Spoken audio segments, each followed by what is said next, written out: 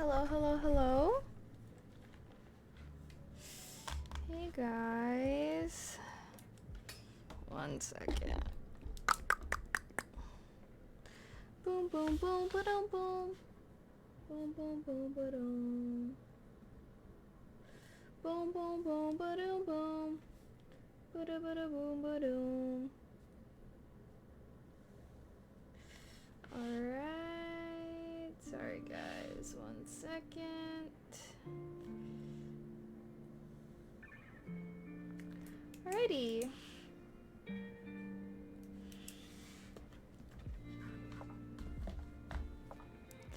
Hello? OMG, what is this?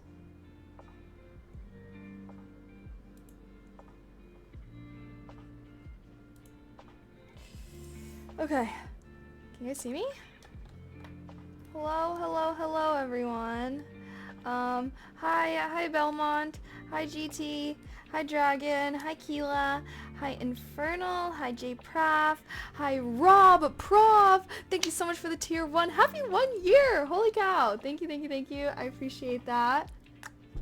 Heart. And hi Beef. Hi J Lopez. Hi Zap. Hi Kobe. Hi Wizard. Hi Easy Peasy. I think I said hi to everyone. Hello guys. How are you today? Today we are emotionally supporting Mochi, okay? We are everyone that is in this stream right now is emotionally supporting Mochi. You don't get a choice because look at him. Because look at him. He's drinking his water. He has a bunny cone on. He's trying his best. He's trying his best. I'm trying my best. Okay, anywho. Sorry, I'm not gonna shut up about Mochi. Okay, should I try to... let's do our... whatchamacallit? Our go live tweet?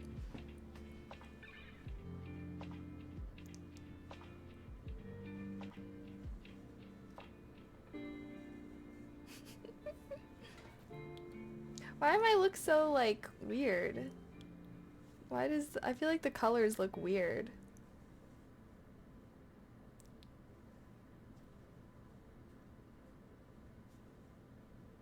Should I make a heart around him? Okay. Anywho, happy Thursday. Happy Thursday, yeah. Happy Thursday, guys! It's almost Friday! If you've been having a rough week like me, okay, let's all just remember that tomorrow's Friday, okay? Let's take a moment. Take a moment for Friday. Thank you. We need you. See you soon, Friday. Okay, wait, hold on. We have go live checklist. We have... Okay, hold on. What am I doing? Who am I? The most important question... Who am I? You know what? Let's. I know what to do. I think.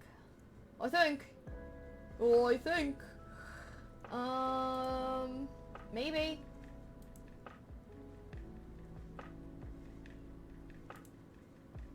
Okay. Oh shit. Remove. Okay, there we go.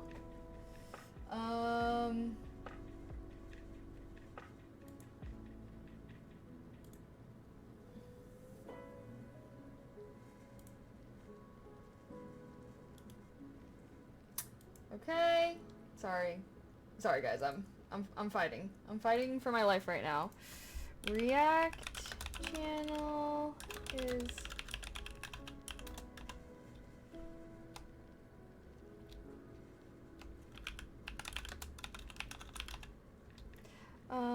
solo leveling react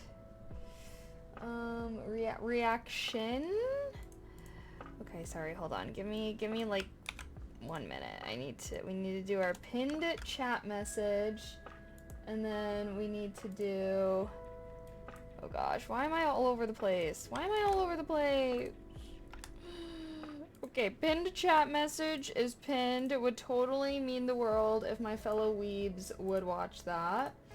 Okay, now let me do my go live tweet, and then we're good, and then I'm ready to focus on you guys. Chat, you guys. You were filming your movie reviews today.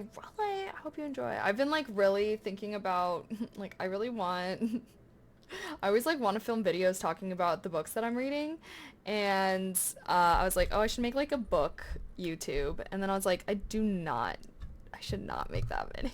But I'm like, where else can I post myself talking about the books that I read? What the heck? I can't, the worst part about being a content creator is like having to niche yourself down. I don't want to be niched down. Let me have a plethora of interests. Anonymous gifter, thank you so much for gifting a tier 1 sub to J Lopez. I appreciate that. And I'm JP. Thank you so much for subscribing at tier 1. Happy 27 months. Oh my gosh, that's so long. Thank you, thank you, thank you. Also, hold on. I feel like the lighting is being weird right now. Is it just me? I'm gonna change. This light is like pink. I'm gonna change it to a purple. I feel like that just made everything worse. Okay, let's reset. Okay, I actually think that made everything worse. I don't know. Normally it's like so cute. Such cute vibes whenever we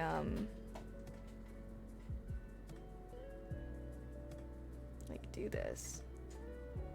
Wait, I feel like it was good for a second there. Now adjust. No, no, I don't want to be an Oompa Loompa. I don't want to be Oompa Loompa orange. Maybe if I just adjust my lights. But why does it look like this? OMG. OMG.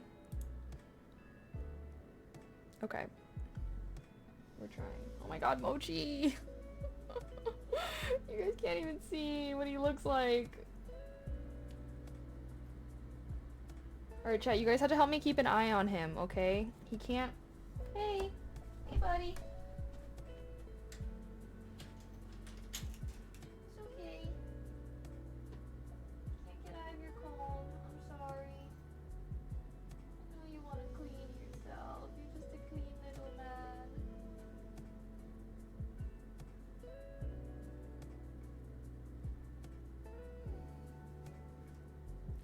He just keeps trying to clean himself, but he can't because of the cone. It's okay, Moch. It's okay.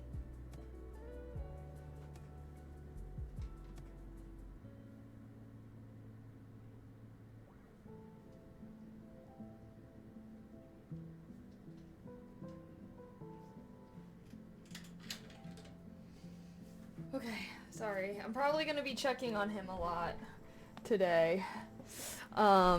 You're warned, chat. Okay, I already watched. I see you active on that channel. Yay! Okay, cool beans, because I think I'm gonna have episode 3 posted this weekend. I'm just waiting on my editor, honestly. But I'm also planning on binge watching. I'm like, should I just binge watch the whole Solo Leveling show this weekend? Then I'll have all the raw footage and I'll just like upload them as soon as my editor edits them, that is. But yay, yay, yay, yay. What about the try-on haul? Should I have my try-on? I feel like we had the try-on haul as the pinned message last time, so. Anyhow, what's your best underrated hidden gem restaurant in Chicago? Work trip next week and I need recommendations, please. Oh my gosh, wait, actually. Nisos Mediterranean. I literally have a pen. Where is it?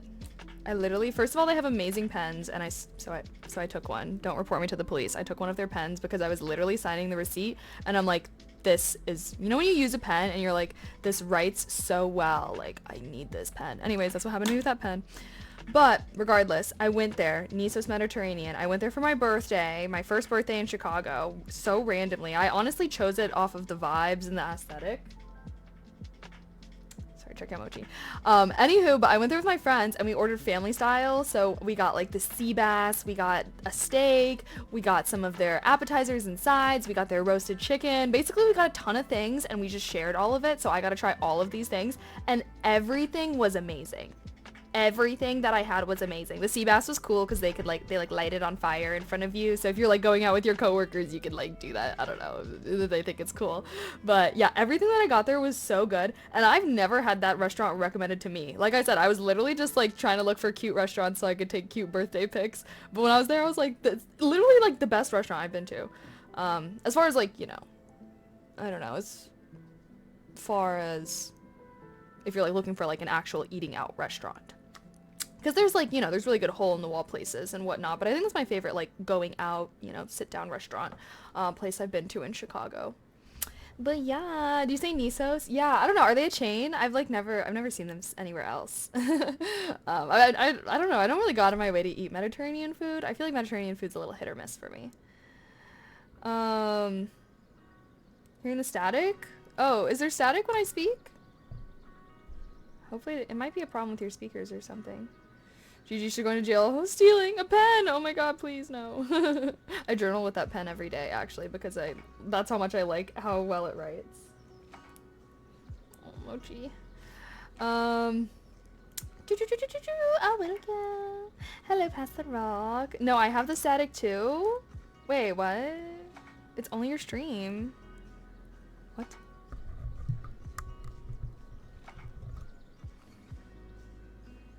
Hold on a second. I mean, that shouldn't be happening.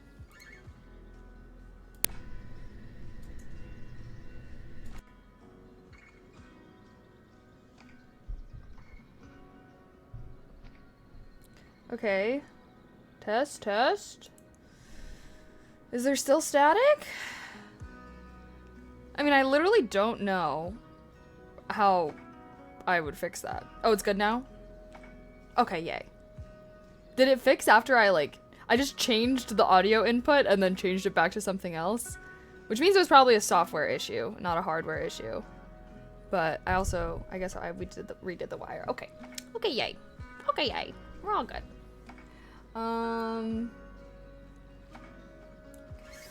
Okay, I just need to do my go live tweet, guys, and then I'll be ready with y'all. It's not static for me, it's like white noise.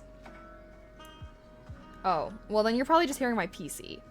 If it sounds like, you know, like a PC or an AC or something, y'all know my AC gets a little loud too. But yeah, there's always gonna be a little bit of background noise, y'all. I am a living person in a apartment building, so unfortunately, I do not live in a completely silent world. RuneScape stream? OMG. If any of my RuneScape streamer friends ever wanted to play together, I would totally do a RuneScape stream with them. But I feel like RuneScape was like, it's too grindy to play solo, you know? You know what I mean, Jelly Bean?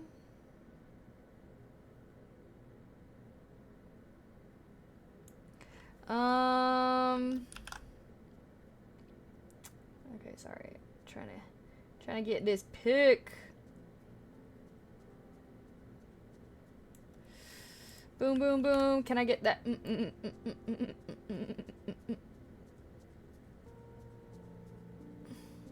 Wait, maybe I look too happy in this picture to be emotionally supporting Mochi. That's what I'm supposed to be doing. Can I get that?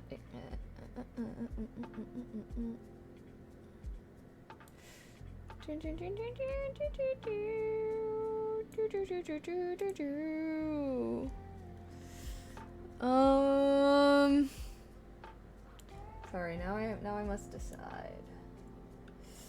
Okay, emotionally supporting Mochi the Warrior. That is our title, correct? Very correct title.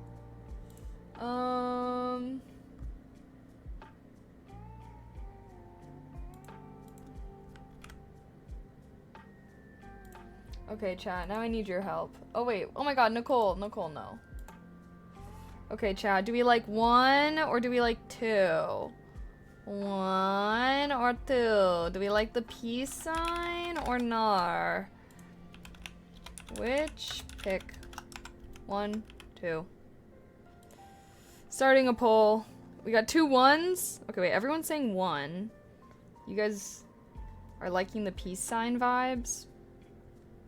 I didn't know if the peace sign was the vibe or not. Let's also keep in mind, I'm like, do I look too happy to be emotionally supporting Mochi?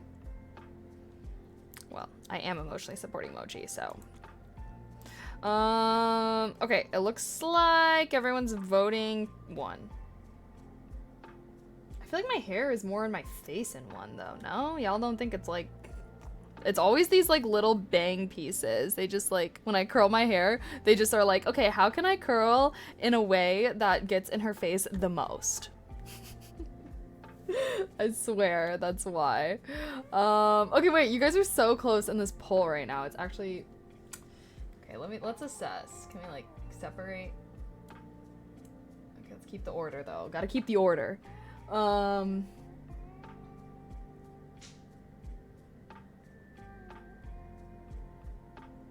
Yeah, I think I'm gonna go with 1.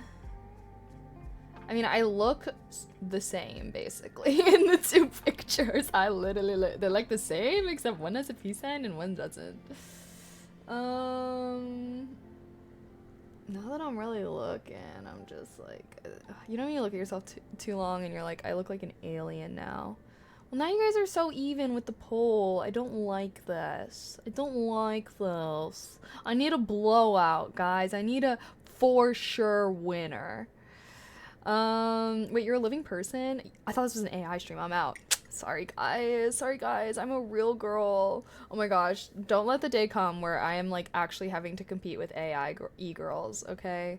Let the real e-girls be triumphant in the battle against AI e-girls, okay? Because, come on now. Come on now. Okay, number 1, 1. 1 1 1 1 1 1 1 1 1 1. I guess I should just go with the poll results. Guess I should just go with the poll results.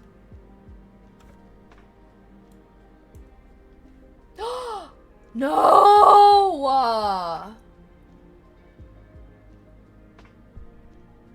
They're gone. They're fucking gone. I fucking hate Elon Musk. God. I hope he disappears off the face of this planet Earth. I hate what he did. I hate what he did to Twitter. He is poison. He ruins everything. Oh my gosh. Okay. Sorry. God, had a rage moment. It's all SpaceX fault? No, it's all Elon fucking Musk's fault. I know he owns SpaceX, but like, I'm complaining about what he did to Twitter. I'm complaining, okay?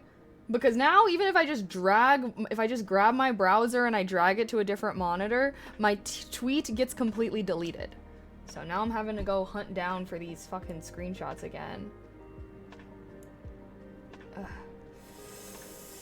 Oh my god. Like, I feel like I never had problems with Twitter before, but ever since Elon Musk took that bitch over, I don't know what he did to the code of the actual website, but it's so buggy and glitchy and just shit's going wrong all the time, and it's annoying.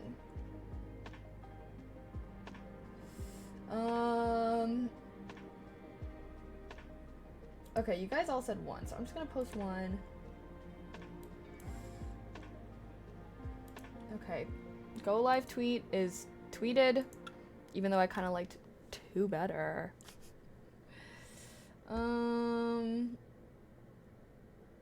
Actually, let me just go look. Have I been using my peace sign a lot? No, I actually have not been using it that much. Okay, the peace sign is now acceptable. Oh wait, I should be like Hassan. Alright guys, the go live tweet is up. Everyone go like it and retweet it. It really helps the stream. Thanks guys. I think I only saw Hassan do that once. I don't know if he's actually like that. I feel like other streamers, when they do their go live tweet, they like do post the link in chat and they're like, guys go like my tweet please. Okay, anywho. What happened to Mochi? He had surgery. He got snipped. He got snipped. So he's recovering. And Yeah, Sag. Sag. But hopefully it's all worth it. Basically, if you're wondering, why did you get him fixed? He's already kind of old. Because I want to get another bunny for him. I want Mochi to have a friend. I feel like I travel a decent amount. I mean, you guys know, I feel like I travel a lot. And I always feel sad whenever I leave him, especially because that usually means he spends a lot of time alone since I am, like, the person that mostly hangs out with him. So I really want to get another bunny, and all of the research that I said online was, like, fix your rabbits. Fix your rabbits before you get another one. Like, you know, it makes it so much easier to bond them and whatnot, and obviously, you know, makes them less aggressive, and they aren't territorial and stuff anymore. Why not just get another male bunny? Because like it's not like I just got him fixed so he can't have kids. There's a lot of behavioral reasons as to why. I did a lot of research into it. Okay, guys, I did a lot of research into it. And everything that I saw was like, if you have a bunny and you want to get another one, you definitely need to get them fixed because rabbits are territorial.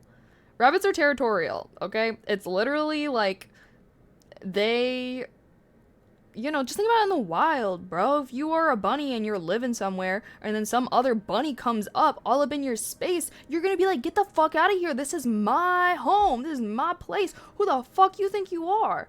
And you know what I mean? So, but then you remove the balls, which that's how they like spray. Like, you know how like wolves, they like put their scent on things and stuff like that. Basically, like rabbits also spray. That's like how they kind of mark their territory. And when you get them fixed, that also takes away that. It takes away them being territorial. It makes them so much less aggressive. And yeah, not to mention it makes them live longer. And like bunnies, bunnies, like, I don't know, I guess they get like testicular cancer pretty frequently because, you know, bunnies in the wild don't live that long, but pet bunnies live for a long time. So anyways, it also makes it so that they are much less likely to get cancer. He's healthier, he's gonna live longer. Now he'll be able to have a bunny friend. So lots of pros, but the con is that he has to suffer for 2 weeks in recovery. We're all suffering with him. You always do your research and you're sharp. Thank you. I know, I feel like I had some people coming in yesterday that were like, why'd you get him fixed? Blah, blah, blah. And I'm like, guys, you have no idea how much research I did because I did not want to get him fixed, okay? I did not want to.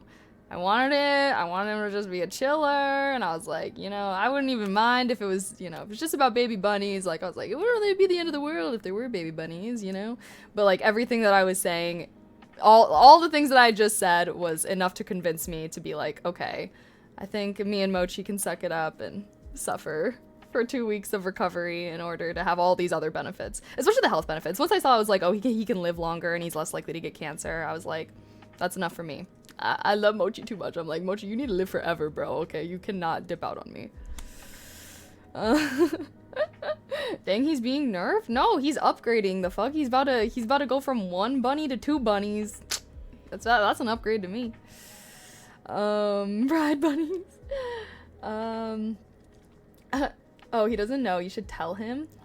I tried my best to tell him. I think he discovered his stitches earlier. I was like, okay, well, the cone was making me really sad, so I like took the cone off of him for a little bit, but then he discovered his stitches, and it's like not good. Like, they cannot lick their stitches. Obviously, he can't chew through them. So now he has to be the cone man 24/7, sadly. So, yeah, honestly, this has been, like, very emotionally taxing.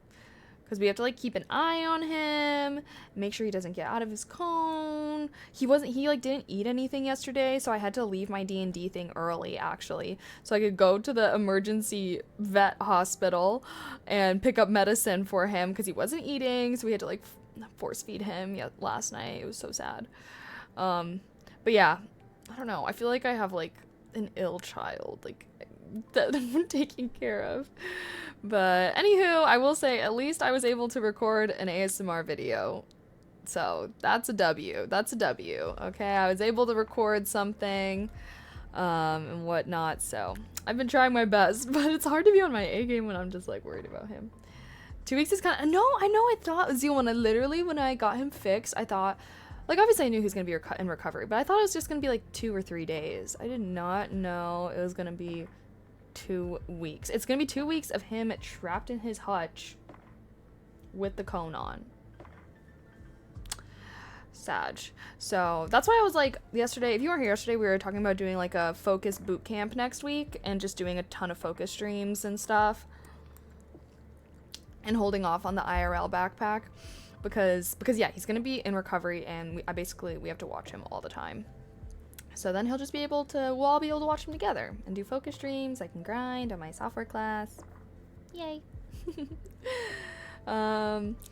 I'm here to emotionally support Mochi. Oh yeah, and also yesterday some people were asking if they could get him treats or anything. So I took some time and I added some of his favorite stuff to his wish list. If anyone wants to get him, some of the things are like literally less than $5.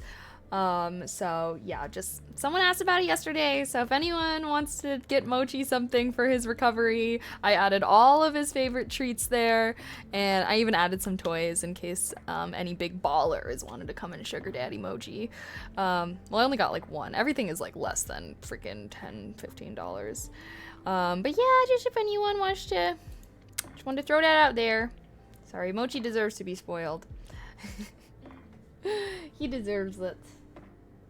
Okay, I think he's just resting now, though. Luckily. Let's go visit Kaylee. LOL, sure, I'm down. Visit me, huh? What are you talking about? Do not. No. Decline. Decline. There is no visiting. I'm not that expensive either. I'm waiting for some girl to pick me up. Good luck. Good luck.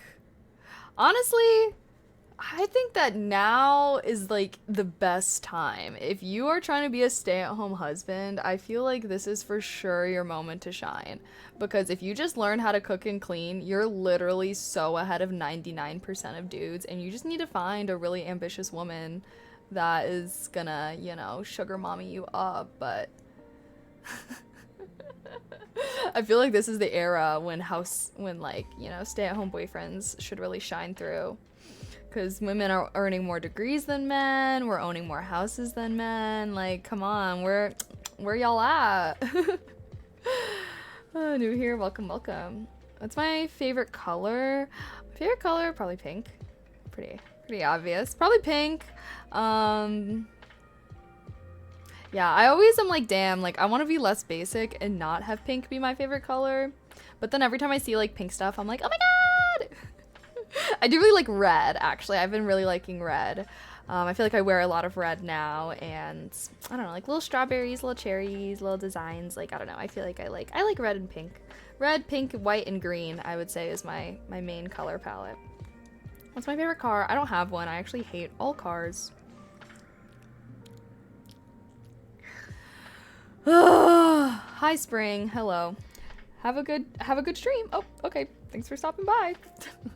Also, I did curl my hair today, so sorry if it's looking a little crazy. I think it'll fall out by tomorrow. I feel like my hair always looks best on day 2. Okay, sorry, I'm like totally losing my train of thought. I have no brain cells. I have no brain cells at all. LOL. Also, look at these pictures I took with my brother and my mom for my brother's graduation. Oh, lil bro. Oh, lil bro. He's so funny. Okay, I don't know who that is. My hair looks nice tonight. Thank you. Thank you. Okay, the real question is, guys, what do we do tonight? Should we get goofy? I was thinking we could just get goofy and watch YouTube videos. Would y'all be down for that? Or we could game. The only thing is since I have to like keep an eye on Mochi, I'm just like, I don't want to be like wearing my headset, so I can't really watch him and stuff, you know? Because I feel like if we just watch a YouTube video, I can just like have one ear out. But if we're like gaming, I feel like I get really into it. You guys know I get really into it, so you guys gotta help me. Okay, today or for the next 2 weeks, or I don't know, if you ever see that I'm watching Mochi, give me like little reminders to check on him, because I just have to make sure that he stays in his cone, so he cannot get out of his cone. And then that's it. If I just see him, if he's been, sometimes he like gets a little stressed out, because obviously because of the cone and everything. So I'll just like pet him and stuff. Mochi, yeah, Mochi's my pet bunny. Gonna have to skip next stream to break the streak. No, that's a bummer. Why? You don't have Twitch on your phone? Just log in for the streak. Just kidding. Okay, I'm like AWOL about streaks, TBH. I am AWOL about streaks. Nothing would upset me more than when I would be in high school and one of my Snapchat streaks would break. Chat, what was your guys' longest Snapchat streak ever? I think, honestly, I don't think mine would ever get that long. I was not very good at it. But I remember I had a friend, one of my friends, she literally had like multiple streaks over 1,000. I was like, how? How are you even doing that? But I guess I was like always getting grounded and shit when I was in high school, so that would break my streaks. What? Keela, no way! You have a 2,145 day streak? That's actually insane. That's insane. Are you wearing? Yes, I am wearing makeup. Unfortunately, I don't have a black mark on my eyelid like this. Your highest is 106? Really? I had some hit over a year. I think the most I got was like maybe close to 2 years. But 1,000? That's over 3 years. It's like 3.5. Well, no. But that's like, you know, that's a lot. That's a lot.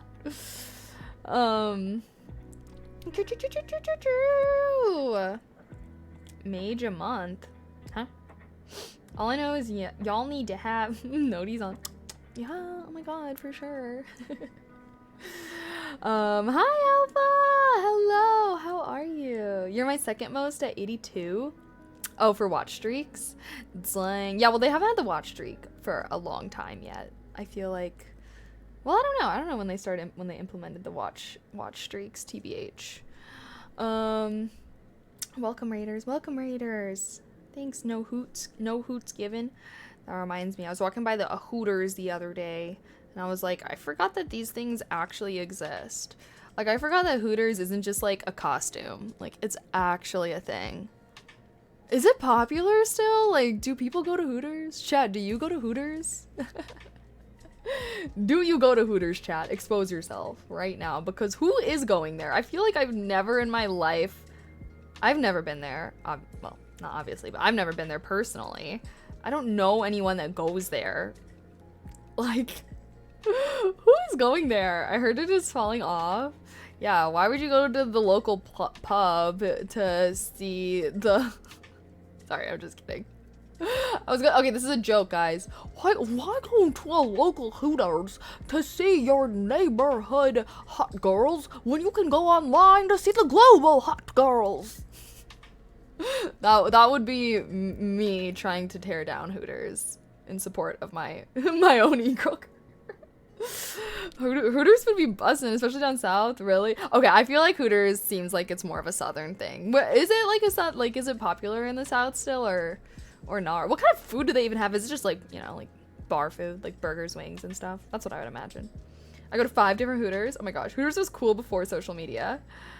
Well, yeah, obviously Hooters, I know how Hooters is, became popular. I can definitely see it. But it's like in today's day and age, if you want to go see hot girls, I feel like there's better places now. I don't know if it was ever cool though. I mean, like, was it cool? Like, Hooters was cool? Go to a local pub, get the same thing, and way cheaper pints. Fair. It's popular for car meetups, and people really like the wings. Damn, maybe that could be one of our IRL streams, guys. We can IRL stream in Hooters. Maybe I'll be like, hey, can I work here first? Just kidding, no. We should just buy a Hooters costume, and I'll just like show up there and be like, hey, I'm here for my first shift. Just kidding. I would never harass minimum wage employees, guys. Don't worry. Joke. King Day Mackerel, thank you so much for the tier 1. Happy 14 months. I appreciate that. Get well soon, Mochi. I know. Get well soon, Mochi. No study today. Next week we'll do boot camp week. Lots of focus streams. The first one was open in Clearwater, Florida. It's more of a pop culture thing. Oh, known for their wings, they're legit good. Okay, I'm gonna have to try out Hooters then. Y'all really gassing it up. There's a Hooters in Schaumburg near oh really? There's actually a Hooters in the city. I was like walking around. I can't remember where I saw it, but I was just walking around and I walked past a Hooters and I was like looking in and being like, oh, like I didn't know that this was like a thing. That's why I brought it up. Let me see. Where we got Hooters in the city? Yeah. Yeah, there's 2 Hooters downtown. I'm gonna have to pop up. I'm so excited to get our IRL stream. Although, they play music, huh? When other streamers go to like restaurants and stuff and they're playing like, because obviously restaurants usually play music, do they get in trouble for copyright stuff? Like, is that a thing? Oh, this Hooters does not have good reviews.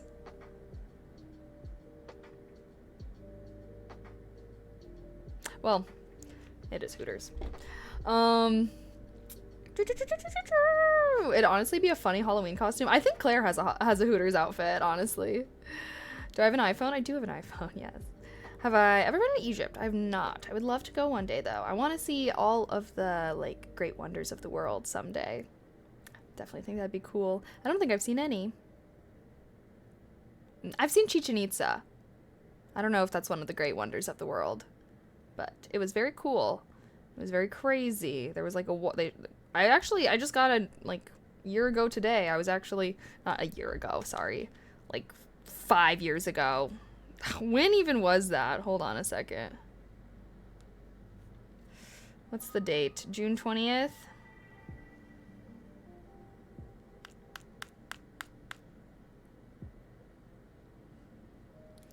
A year ago today, or sorry, not a year ago. This was in 2018. Oh my god. Freaking 6 years ago. That's so long. 6 years ago, there's baby Kaylee. There's 18-year-old Kaylee at Chichen Itza. Look at me. I'm wearing my Birkenstocks. Really thought I was doing something in that pic. I made my mom take a lot of pictures of me. Not sure what I was trying to go for with this picture, but you know. and then, okay. Cartwheel in front of Chichen Itza. Why? Don't know. Unsure. And then, oh, okay, this. So this is where they did all the human sacrifices. You see why it's black? It's because of all of the blood. All of the oxidized blood soaked into the stone. All of the black that you see is from blood. This is where they would do their human sacrifices. They would choose a child. And the child was like, you're a chosen one. Like, this is a great honor. And then what they would do is from the very top of their head, they would cut them open while they're alive. Open them up, the child's alive while this is all going on, and then they would rip out their still beating heart and show everyone, and the crowd would go crazy, and then they'd be like, oh my god, the gods, this is our sacrifice to the gods, they will bless us with a beautiful harvest. And then yeah, eventually the child would die, obviously of shock, but they would be alive for like most of the time, like until they ripped out the heart. I'm like, how could you even survive being like cut open like that? Like, how could you even, like, the minute they're cutting, get me out. Get me out of this body, get me out of this world, I'm out. Like, what? Not just children, yeah. They were, like, describing a specific ceremony to us. But I was like, oh my god. Oh my god. Sorry, kind of dampened the mood with that. But then, sorry, now I'm, like, going through my pictures. But then we gotta go to this really cool swimming hole. There's me. Sorry, I'm a baby in these pictures, okay? Here's me. I don't know. I really like to be a goofmeister in my pictures. Been a goofmeister since day one. What can I say? Me at the swimming hole. I don't know. Striking a pose. I look like such a baby in these pictures. My face was so much rounder when I was younger. But I would say my glow up started around this time. I feel like my glow up, my real glow up was honestly just the pandemic though. I feel like every time I see myself pre-pandemic, I'm like, who is that? Who is that? That's dirty stuff that happened in the past. Yeah, no, it is. All right, let's go into extreme detail. Okay, I didn't even describe it in as much detail as they described it to me, okay? So I just did a very surface level summary of it. But I remember I thought it was crazy. I've seen this movie Apocalypso or something. Oh, they made it into a movie? I mean, it was based on like real things. I imagine they drug him up, hopefully. No, I don't think they did. I don't think they would drug him up. I think they would just tie him. This is like Aztecs. Like, they were not drugging them. Plus, they were like they were telling them it was supposedly a great honor, and like the child was told it's a great honor, and like their family would like get benefits for the rest of their life and shit like that. So it wasn't one of those things where like, I mean, I imagine some of them were like, no, I don't want to be. But yeah. As you age, baby fat from your face leaves. Yeah, no, facts. Although, you guys want to hear something funny? When I was like, so you guys know how I was at my brother's graduation this past weekend? So we were like hanging out with him and his friends, obviously, celebrating the grads. And his friends were like, so wait, I think they kept being like, oh, like, what year are you or something? And I'd be like, graduated. I'm like older, and they'd always be like, oh, you're his older sister, and I'd be like, yeah, I am. And then they'd be like, how old are you? I'd be like, 24. They'd be like, oh. What? Okay, only one person reacted that way. I remember I was like, they're like, how old are you? I'm like, I'm 24, and they're like, oh damn. I was like, bro, get the fuck out of my face, okay? Shut up. I'm like, laughing away the pain. But it was also because like a lot of the guys that were, you know, like there were guys there that were younger, because my brother's senior graduating, right? So he's like the oldest, but there were like younger guys in the frat. So I was like, damn, I am like a decent amount older than you. Like, I think I was like meeting some 20-year-old or something, and I was like, damn, like low key, you're a baby, bro. Like I was 20 years old. Well, I guess I turned 20, basically, right when the pandemic happened. And that seems like a while ago. Like, the start of the pandemic, that seems like a minute ago. Wait till you hit 30s, you'd be dead to that age group. True. I guess it was a good thing, though, that they were surprised I was... They kept being like, you don't look that age. You don't look that age. And I kept being like, 24 is not old. Like... Like, what do you think 24-year-olds look like? What do you mean? Like, I don't look 24. I do look 24, actually. This is what 24-year-olds look like, okay? They said, what? It's like being a senior citizen. Bro, for real. I was like having mixed feelings. I was like, they're like, well, it's good that you have such a, you know, like, you have such a young face, like, blah, blah, blah. And I was like, yeah, I'll be shitting on y'all when I'm fucking 70. Damn right. It's all relative. To a 16-year-old, you're old. Yeah, to children, I am old, because I'm an adult and they're children, for show. It's just so funny, because I feel like as a 24-year-old, like, different age groups have such different reactions to your age. Like, you tell that to a 12-year-old, they're like, damn, grandma, where's your fucking family? Or whatever. You tell that to, like, a freaking 60-year-old, they're like, oh, you're just a little baby. You don't know any better. You're just a baby. There's just, like, the whole spectrum. D-Day! Thank you so much for the tier 1. Happy 49 months. Oh my god, you're almost at 50. Holy cow. Thank you.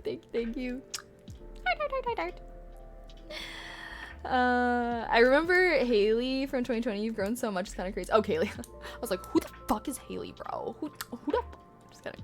I really have. I feel like I've changed so much.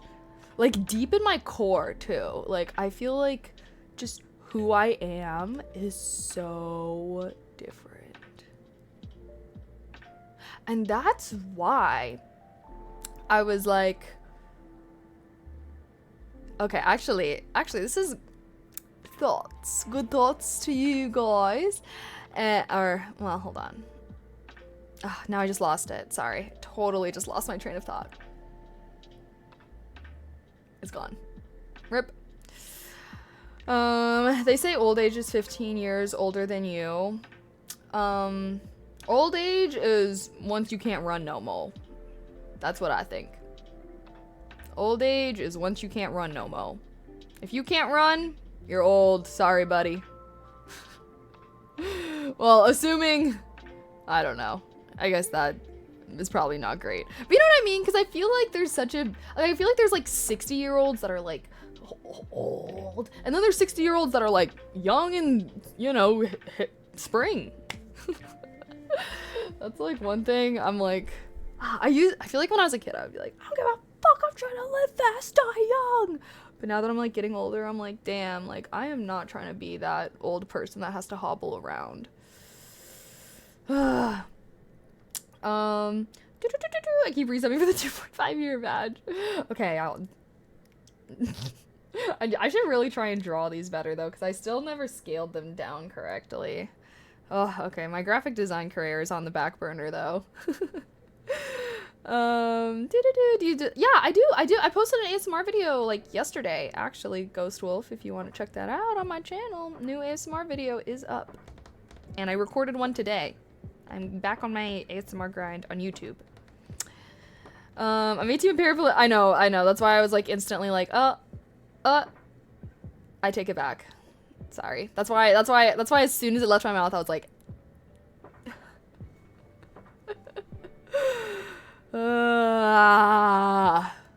that's how you know I grew up on Twitter though, bro.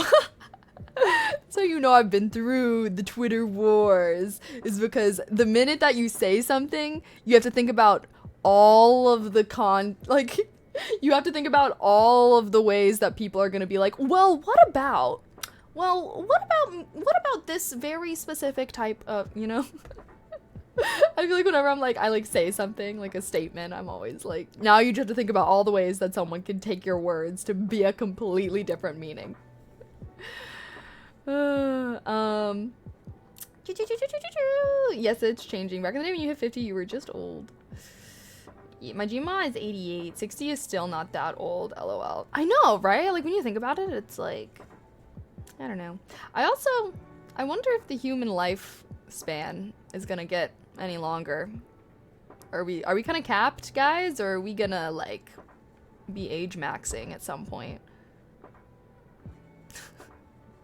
Because, like, low-key, I really want to see the colonization of Mars during my lifetime. And I don't know if it's gonna happen in, like, 80 years. We're too busy with the stupid shit. We're too, like, God, guys, I was literally thinking about this earlier, and I was like, I wish that I could just be born, like, 100 or 200 years from now.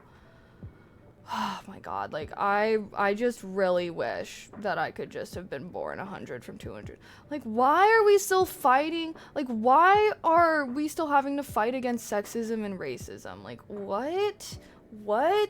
Can we move on from that? Like, why are you sexist in 2024? Why are you racist? Like, stop, please stop with the bullshit. Okay, let's move forward. Let's love everyone. Everyone's a human being deserving of love and dignity. Bada bing, bada boom. It's really so simple. Now that we've got that figured out, now let's start going to space, bitch. Let's start building cities on Mars. Let's get to the cool shit. Okay, I'm sick of it. I'm sick of it.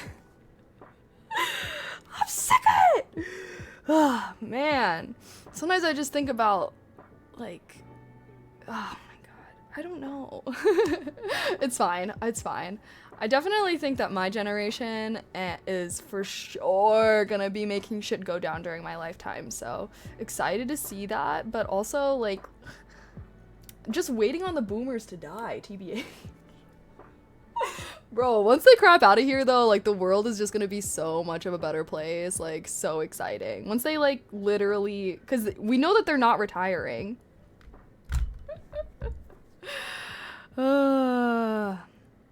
Okay, fine, sorry. Not all boomers. Um, there's a guy who's 99 years old. I'd rather be in this age instead of the one where we have water and food shortage. Good luck. Hey, you don't know what's in the future, my guy. I guess I don't either. Global climate probably gonna be a bigger issue then. Maybe. Maybe not. I feel like I honestly 200 years from now, maybe 100. But 200 years from now, humans will have needed to figure that shit out. I'm like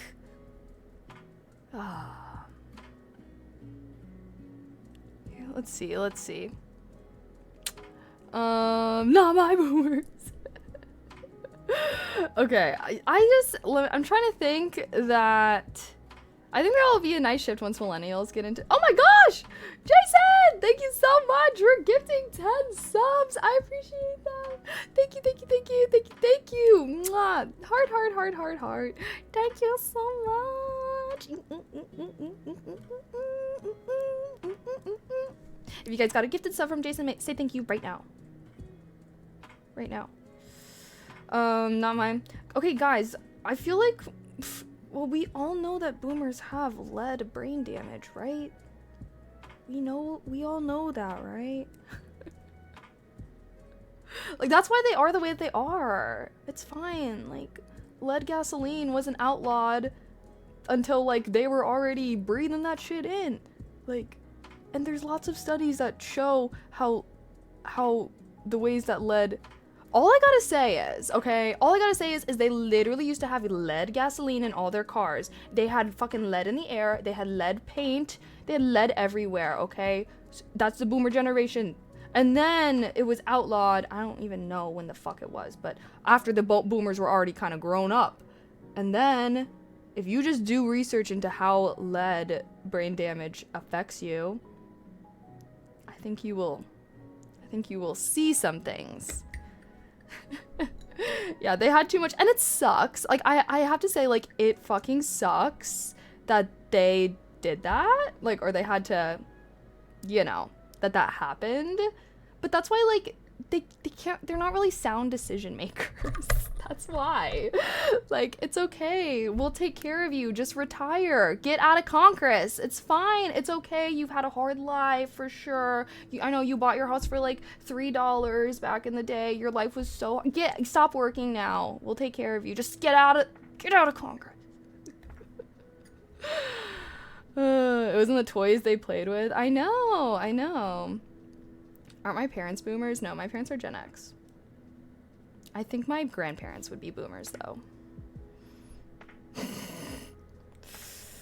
I know, our generation's lead is microplastic. You're so right.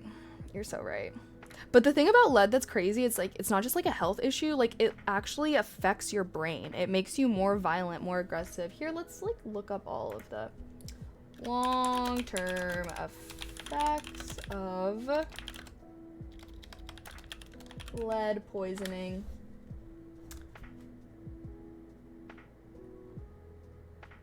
Okay, no, I don't have lead poisoning.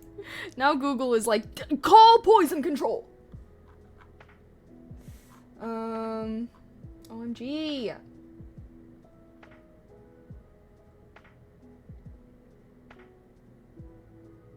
Okay.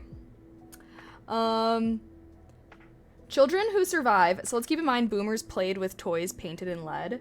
Children who survive severe lead poisoning may be left with permanent intellectual disability and behavioral disorder. At lower levels of exposure that cause no obvious symptoms, lead is now known to produce a spectrum of injury across multiple body systems. In particular, lead can affect brain development, resulting in reduced intelligence quotient, which is IQ, behavioral changes such as reduced attention span and increased antisocial behavior, reduced educational attainment. Lead exposure also causes anemia, hypertension, renal impairment, immunotoxicity, and blah, blah, blah, blah, blah. And the neurological and behavioral effects of lead are believed to be irreversible. There is no known safe blood level concentration. Even blood lead concentrations as low as 3.5 whatever may be associated with decreased intelligence in children, behavioral difficulties, and learning problems. And now let's keep in mind that they were playing with lead painted toys. They were freaking breathing in lead fumes from the gasoline that they were putting in their cars. So, anyways, yeah, that's why they are the way that they are, but it's okay. Like, I feel bad for them, but like, they fucked up things so much for the younger generation that it's just like,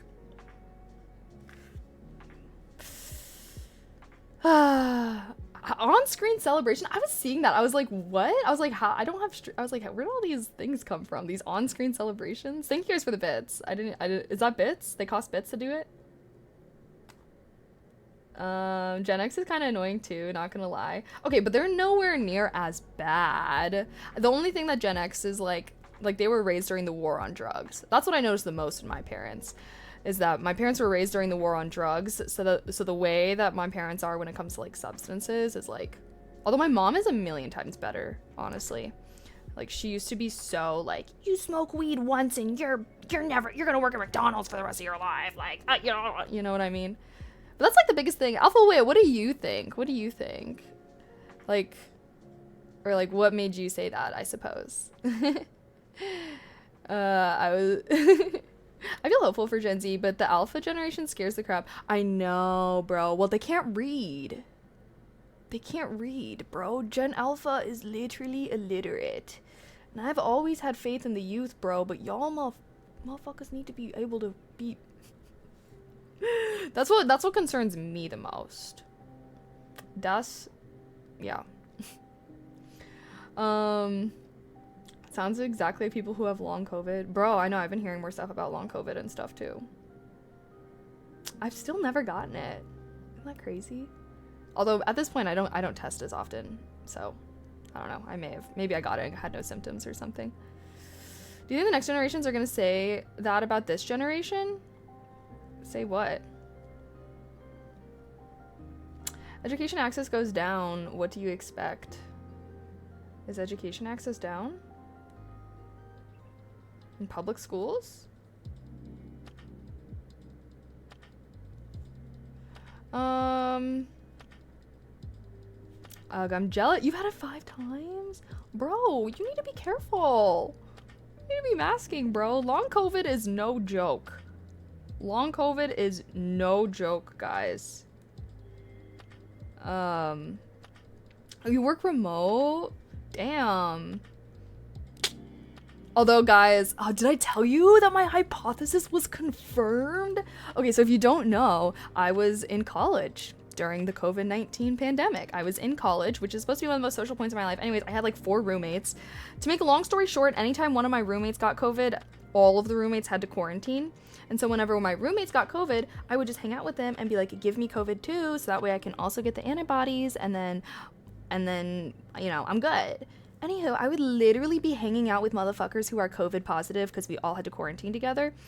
Like, and I would still not get it. And I'd have to, and when you're quarantining, you have to test every day. So I would test every day and I would still not get it. And I used to like joke and I'm like, guys, it's because I smoke weed, like blah, blah, blah. Ha ha ha. The weed is protecting my lungs.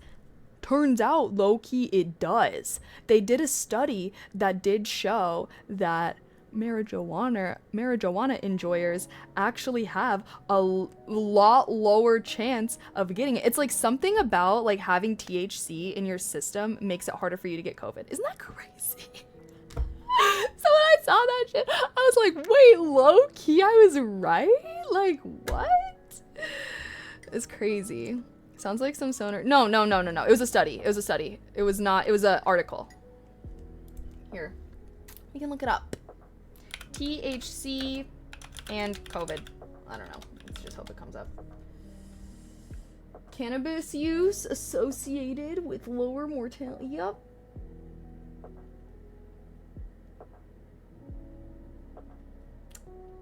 Hold on. How do I? National Institutes of Health. NIH.gov. That is where the study is from. Cannabis consumption is associated with lower COVID-19 severity among hospitalized patients.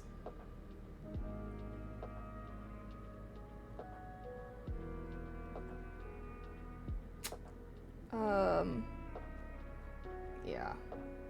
Wow, this is a whole thing. Whole article.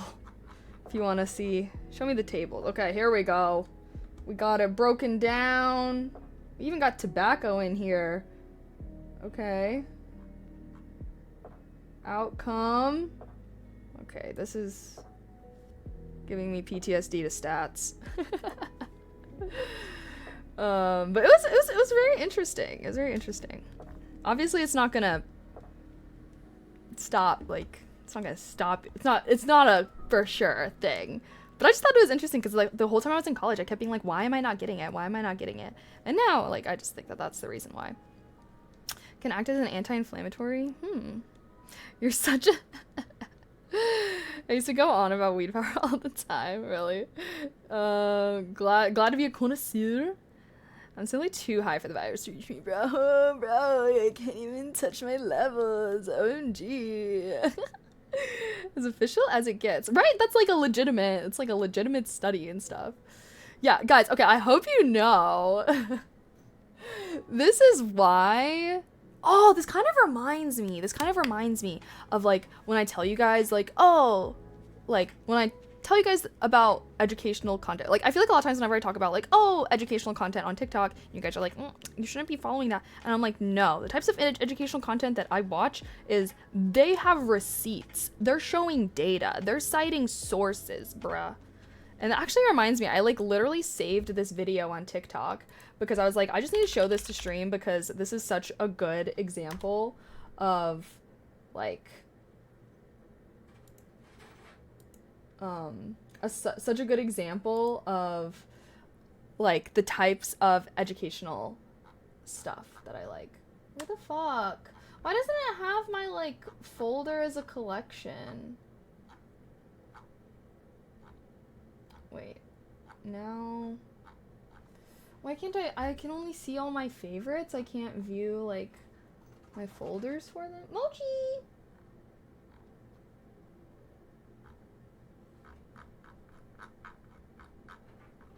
Okay, sorry. Let me see if I can find it. Maybe... Oh, I think a lot of people are confused on divestments and... Oh, okay. I think I found it. This is an example of a really good educational type of video. So when you're watching educational content online, there are things that you should look for that will help make sure that like I don't know. Okay, so let's talk about it. First of all, always great to have closed captioning so you can make sure you're not misinterpreting or mishearing what college campuses have anything to do with Israel and the genocide in Gaza. And this one is about... So this is a video how about... connected and how intertwined they are. So let's break it down. If you didn't already know, universities rely on endowments to fund things like research and scholarships, and typically these endowments are invested in companies and alternative assets such as private equity and hedge funds. And it's crazy because when you look at America, the top 30 universities like NYU, Columbia, Yale, Harvard, a lot of these campuses where the protests are happening have about 493. So they're pulling up, so whenever they're talking about numbers and data, I almost always want to see a visual, okay? I want to see that something like this visually showing the data. This helps you like see it, especially when it comes to short form content like TikTok. This will help you process data much faster than just kind of having it go in one ear and out the other. So graphs and visuals are always really good, and not to mention they always should include the source and the date of when this data is from, because especially when you're talking about recent events, you want to make sure that you're using up-to-date data and not just something from like fucking 2010. $3 billion of investments going into Israel. And defense contractors like Lockheed Martin. And they are having, and I always like this, I love this actually, when they have screenshots of articles. They'll have the whole paragraph in it, so they don't just have a few lines, they'll have usually the whole paragraph with whatever they're mentioning highlighted. And that makes it really easy for you to see, but then you're also able to pause it and read the full context of the statement, so that way you know that the creator is not just ripping a random sentence from an article and using it to suit their own narrative. I feel like providing the context around what you're quoting is really important when it comes to showing your sources. Martin are benefiting from these endowments and investments. Lots of people who are seeing these protests on the news, or even students who don't really know what's going on, might be wondering why students are blaming the university campus and whether this can actually be successful. Well, historically, this is also really good. This is just persuasive argument. Sorry, I'm like giving a whole TED talk right now. This is like also really good is acknowledging the rebuttals against what you're saying. So at first you present like your argument, right? And then you're being like, okay, well now I imagine that you're probably thinking, well, what about this? Or what about this? So you're acknowledging the rebuttals against it and acknowledging questions that your audience may be asking or thinking. these kinds of protests have been successful. A few decades ago, students were protesting divestment from South African apartheid, and it was actually the protest that started at UC Berkeley and then sparked across the nation, which forced universities to divest from South African apartheid and goods. And ultimately, the financial pressure and burden is what caused the South African. Whenever I watch these videos too, I do like, if it's something I'm really interested in, I'll like pause the video to like read all of this stuff. But I always like to see pictures when talking about historical events too, because I feel like it helps make the people seem so real, right? African apartheid system to collapse. And the campuses that I went to, like NYU, have study abroad locations in places like NYU Tel Aviv, which actively displaced people and is built on stolen and occupied land. To give you more context, in 2020, the United Nations published 112 companies that have connections to Israeli settlements in occupied Palestinian territory. Activities which would place a business on this list included supply of equipments and materials facilitating the construction and expansion of settlements, checkpoints that are directly correlated to apartheid and surveillance. And in 2020, the Harvard Crimson published an analysis showing that Harvard's investment management company had $194 million invested in Booking Holdings, which is one of the original 112 companies condemned by the UN. Harvard's second largest investment was in Alphabet Incorporated, which is the parent company of Google. And 2 years ago, Google was one of 2 companies that won a contract to participate in the Nimbus project, which was a $1.2 billion cloud computing system that would provide the Israeli state with numerous Google Cloud tools, including face detection and AI technology to categorize Palestinians who are going through checkpoints in the West Bank.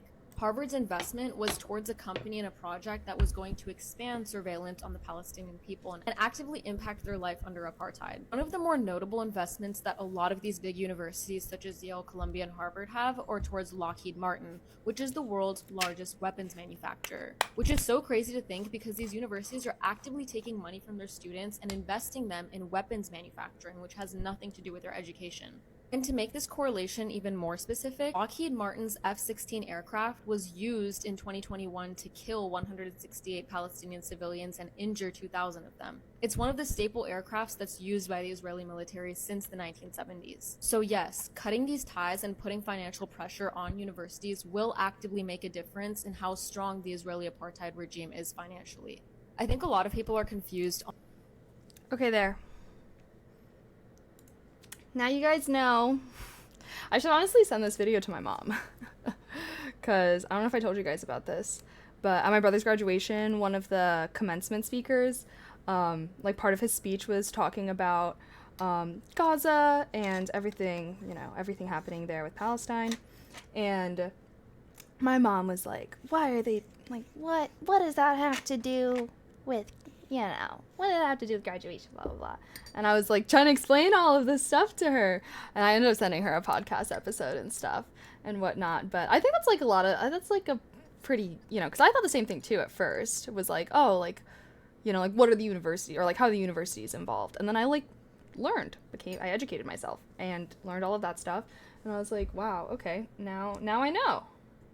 And whatnot. But yeah, anyways, that's a really good, that's an example of that's an example of the type of educational content that I like to watch. That's just an example of the type of content I like to watch, period. I love educational stuff though. I always like to learn. Long story short, without even knowing all these details, it's always about money. Yeah, but knowing the details is important to understand the context of the situation. Like, literally this video is why they are banning TikTok. No, for real. I'll just forget everything the next hour. Bitch, I don't be forgetting. I remember these things. Speak for yourself. I already know all this, so I believe what she's saying to be 100% accurate. Yeah, plus, like, you know, she's showing up data. You can, like, do your own research and stuff like that, because yeah, I don't know, I feel like that's, I had the same thought at first when I was like, when there were the protests, and I was just like, oh, like I don't really understand how the universities are connected. And then I like watched videos and I did my own research and whatnot, and then I was like, oh, okay, now this makes sense. Every crisis is always about money. I enjoy those kind of videos. Oh yeah, I guess fair enough, but I guess I don't really like when complex and nuanced topics are tried to be attempted, people try to boil them down to something simple, because it's about more than that, right? It's like, sure, from the university perspective it is, but like obviously from the student's perspective it's not. I had an argument with my parents about Palestine back in October, but as time goes on, they become more skeptical about their stance, because I think it's pretty blatantly, yeah, no, that's, like, I was like talking about it. I was like kind of talking about it with my mom, because she was kind of like, I feel like she's very stereotypical parent in just the sense of she's just older, and I feel like the older generation, they're not used, like, she didn't understand why, like, us kids, like, why we care about it so much.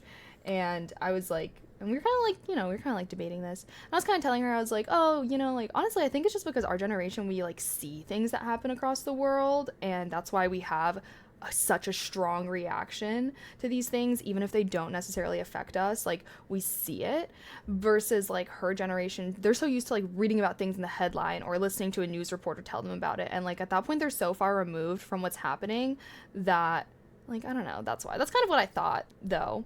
That was my theory as to why we like care so much more, because it's like, how can you not care when you're like literally seeing first person accounts of what's happening? That's so different than like listening to something that happened through the news or reading about something that happened through an article or something.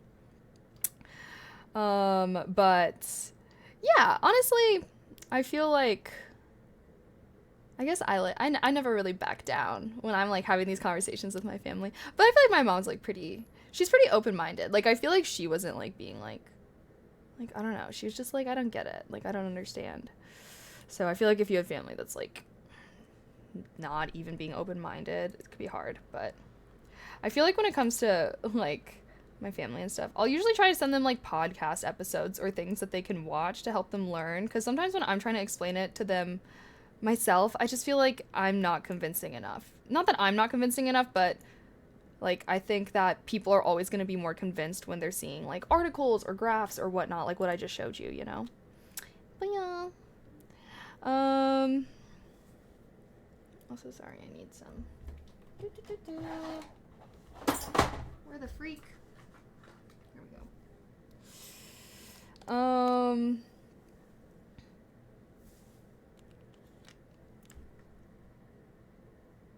Should we have a YouTube night, guys?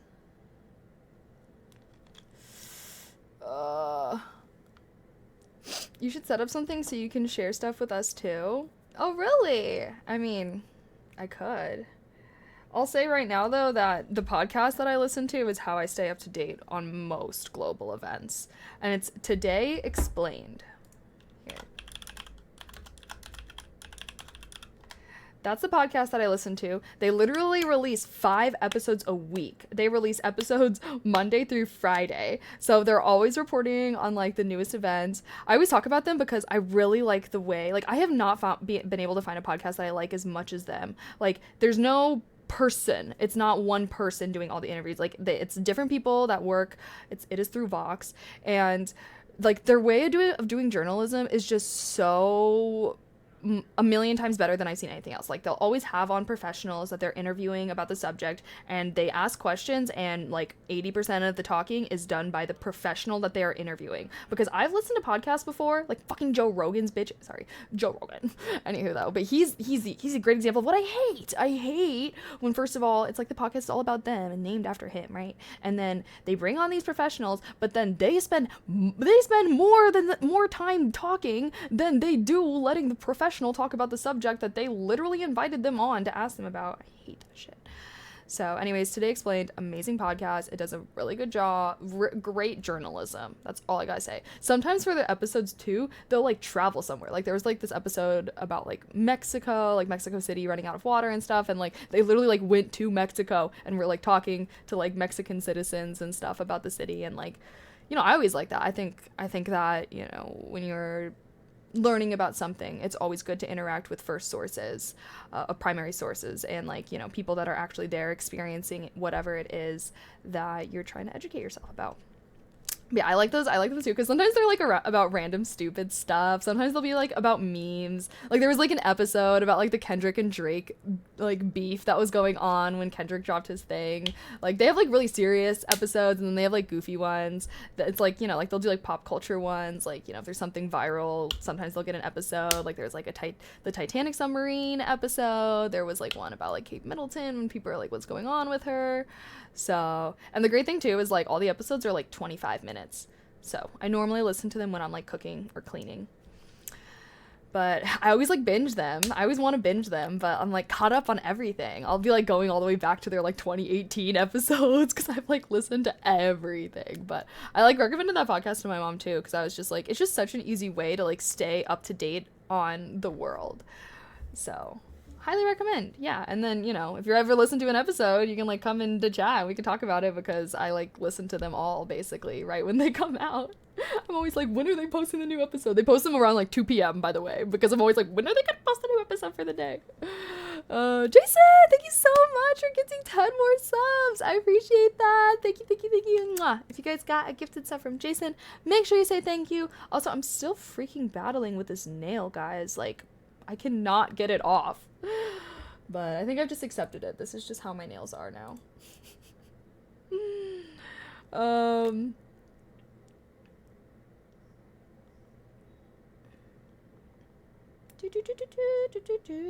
Okay, sorry, let me catch up. The Palestine deal started 50 years ago. They see a different perspective for a reason.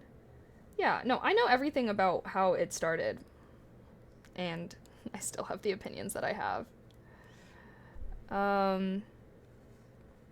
Completely lost me with his interview with Terrence Howard. Not that I was a fan. Joe Rogan. Oh yeah, no, because when I was like looking for a new podcast, bro, I was like, okay, Joe Rogan, let me give this guy a chance, because, he's #1 podcast. Like everyone's talking about him, and like the episodes, I was like reading the descriptions, and I was like, they sound interesting. It sounds like he's interviewing someone that's interesting. And then so I listened to a few of his episodes, and then I was just getting pissed off because it was just him talking the whole time. It was just him talking, and then like, the interviewer would say stuff, the person that he was supposed to be interviewing would say stuff every now and then, and I'm just like, bro, shut the up. Like, I'm trying to listen to the freaking professional, bro, not your ass making the stupidest, wildest statements ever. Like, he was literally having a whole scientist on to talk about I don't even know. Anyways, he starts going on tangents about conspiracy theories and stuff like that, and I'm just like, I'm like, why is he so popular though? Like, genuinely, why is he so popular? Like, I'm like, this is so bad. But I'm not gonna lie, like, I'm like, guys, I don't know if I'm a podcast listener or something, because every time I try and find a new podcast to listen to, they suck, bro. They fucking suck. They suck. No, but like, for real, what's up with that? Why are podcasts so shitty? I don't get it though, because it's also like why are podcasts so shitty? I honestly, because I feel like a lot of people listen to podcasts, which means since they're popular, you would think that there would be good ones. Let's see, theories. My theory is a lot of podcasts are based around a person and their life, so you have to be like I feel like a lot of podcasters are like pretty self-centered. Like, I don't know if that makes sense. Like, I don't want to listen to a podcast about you or your life. Like, no diss, bro, but I don't really give a fuck about you. Like, I want to listen about you talk about cool shit. Mick, thank you so much for the sub with Prime. I appreciate that. Mwah. Heart. Thank you. Because it's just some guy, not a lot of money in production. Not true. I've listened to podcasts, like, you don't think Joe Rogan has a whole fucking team? Everyone, like, I'm gonna have to guess there's at least 10 people that work on the Joe Rogan podcast, on every episode. You need a sound person, you need an editor, you need, like, he obviously has his assistants during filming and stuff like that. No, a lot of podcasters be having a whole fucking team, okay? Like, Today Explained is a podcast made by a whole company. They're run by Vox. There's some that are really good. See, but it's like I like feel like I listen to so many, and I'm just like it's just so hard to find a good one. Not a lot of money in podcasting. Not a lot of money in podcast. I find that so hard to believe. Like they will like Today Explained will literally have the fucking state of Washington sponsoring their as like the sponsor in their episode. They'll have like freaking Capital One. They'll have like the craziest sponsors I've ever heard of. And I'm just like there has to be there is good money in podcasting because these every time I listen to a podcast they just have the craziest sponsors ever. And it's not even just that. Okay, not even just Today Explained. Like I listened to this other guy. I listened to him a little bit. Diary of a CEO. I don't know. He was fine, but I hate the guy, bro. I can't. The thing that sucks about being interested in business and tech is that other people that are interested in business and tech suck. Why are they like that, though? I don't get it. Why are they like... Not you guys, though, okay? Not you guys. Don't worry. Not you guys, okay? I'm talking about, like, the... I don't even know. Like, I feel like it's... Like, kind of like the get rich quick kind of motherfuckers, you know? The kind of motherfuckers, like, they think they know a lot, but they don't really know anything at all. That's like saying so much money in Twitch, look at Ammo and Hassan. Okay, fair. See, sometimes that's why I'm like, I don't know if I would want to make a podcast, because if I made a podcast, I would for sure just, like, be like the ones that I'm complaining about. Like, I would just want to make it about myself. Like my thoughts when I think about things. But like I feel like I would not have it in me to be like researching topics and like scripting and then filming and then editing and then la la la. Like I don't know. But if I had a team, I would love to have a podcast like that someday. I think if I ever did a podcast, I would for sure want to do like an interview podcast. And yeah, just like have people on and interview them about subjects. Should I do that, guys? Should I do a podcast? Okay, actually, real talk. If I did have a podcast one day, probably not any day soon, okay? But if I did have a podcast, would you guys hate it if I did do a podcast? Well, okay, I could do like an interview. Well, I obviously do want to do interviews. But should I do it like I don't know. Like what kind of podcast would you guys listen to? I know I like talk so much, so I'm like I feel like I could be into that podcast lifestyle. Look at the bright side, at least you're not one of the girls forced to sit in there in the whatever podcast. Bro, did I ever tell you guys that, sorry, I don't know why I keep saying bro, but did I ever tell you guys that they invited me on? I fucking ignored them. I think they're still in my Twitter DMs. Let me see if I can find them. Yeah, they fucking invited me on, trying to act like it was such an opportunity for me. And I'm like, bro, why would I want to come on your shitty podcast to, like, just have you guys be fucking rude to me? Like, what? Why would I want that? Sorry, now I'm like, when the freak was this? Oh. Do they still have that weird... Sorry, I'm like scrolling through my... Oh, here it is. LOL.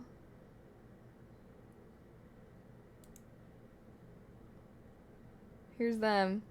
Hi, I'm a talent coordinator. Look, we'd like to invite you on as our guest on one of our dating topics. We promote your socials in the video description if you'd like. Shut the fuck up, bro. Shut the fuck up. Why would I want to go through this? Why would I want to risk having a video of me posted with the caption "Is feminism necessary?"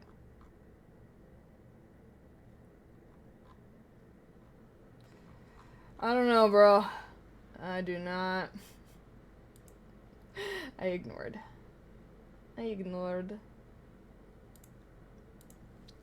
You can bring more. I know, getting desperate. They getting desperate with it. Invite the whole chat. We go too.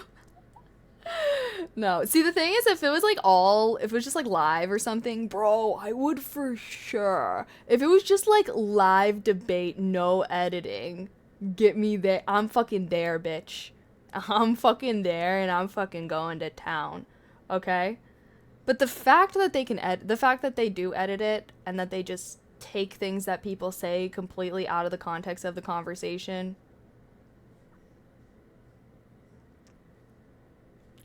Not about that.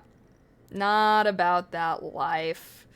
So, I know it's live streamed, but the way that the content goes viral is the clips that are posted on TikTok and Twitter.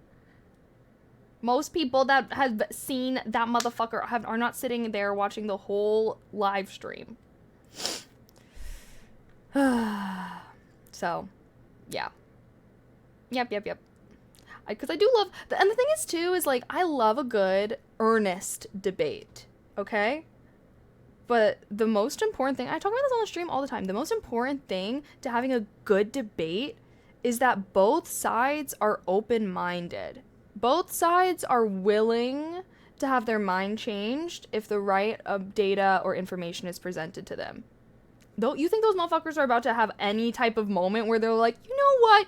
You make a good point. Yeah, I seriously doubt they've even ever said that on their podcast. You think that they've ever even said to the other women, you know, that's a good point. I didn't think about it that way. You're right. No, those words have never been uttered on that podcast. Yeah. They are horrible at debates. If I were to debate someone for real, see, that's why if I ever had podcasts, guys, it would be so great because I would be open-minded, and then I would be inviting on other people that are also hopefully cool and open-minded, and we can have actual real debates that are fun and interesting and dynamic, and no one is taking a hard closed mind stance. We're just having we're exploring the depths of a conversation. That's what I like. You know, I really should. Honestly, I really should just fucking start a podcast where I just, like, bring on people that have super different viewpoints than me or something, and then we just, like, talk about it. Okay, what's a good name for that, though? Let's see. I feel like there has to be a good name for that, like,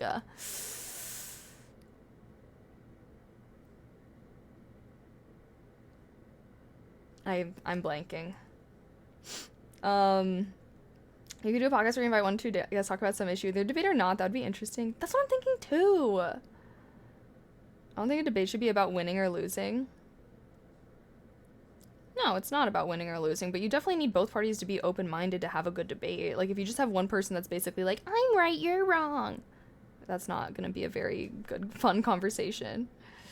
A good debate would have the phrase, let me get back to you on that. No, a bad debate would have that. That means that, yeah, no. Sorry, that would be a terrible, if someone said that to me, that's the end of a debate. What do you mean? I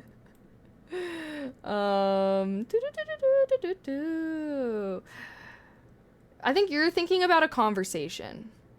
In conversations, that's an acceptable phrase. Let me get back to you on that. Conversations are also not about winning or losing.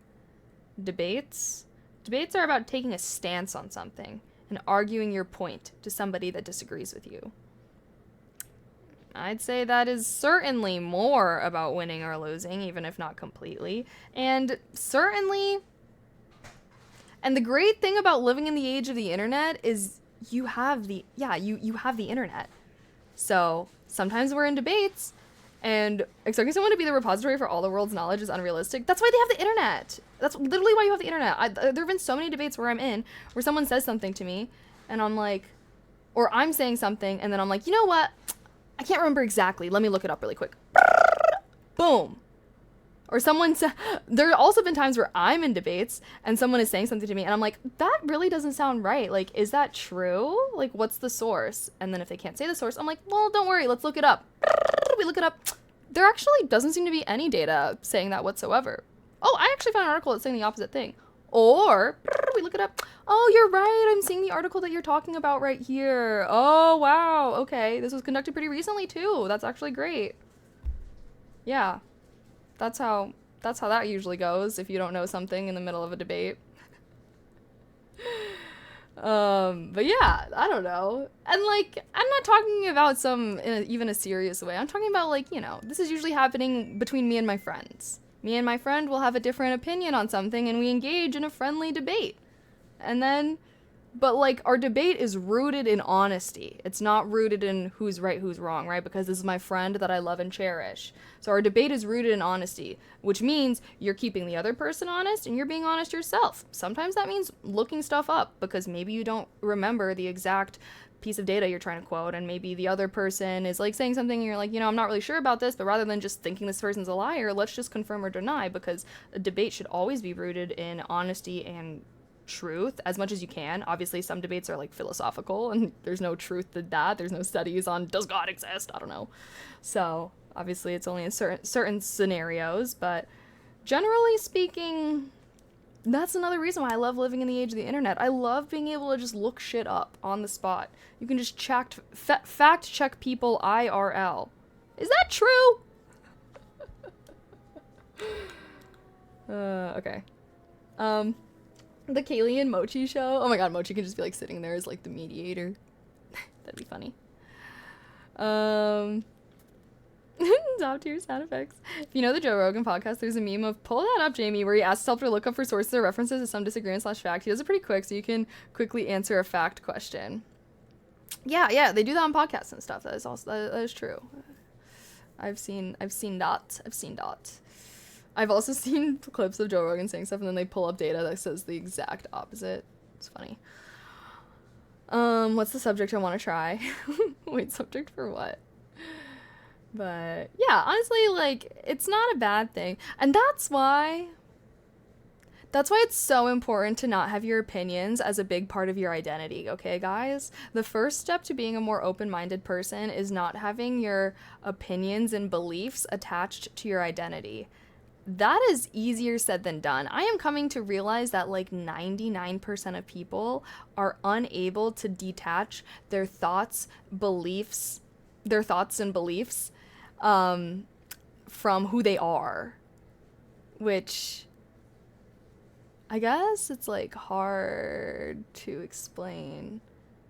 But because then if like you're so attached on like I believe in this and that's part of my identity, then like you're not going to be willing to change your mind about that, because then it's going to cause a crisis and being like, well, then who am I?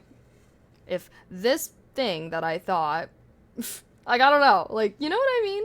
That's why like I feel like that's why people are so hardcore about their political stances and stuff. It's because like they literally, their political ideology is like part of who they are rather than just, something that they I don't know if that makes sense. If you aren't what you think, then who are you? You're just you. You're just you. If you lost all your arms and your legs, you'd still be you. If you lost all the skin on your body, you'd still be you. I don't feel like all these other extraneous things are you. You are you. And the more things you hold on to, like, I don't know how to explain this, but like you change so much with life, right? Like think about the things that you thought and you believed about the world when you were 6, right? Probably very different than what you think and feel about the world today.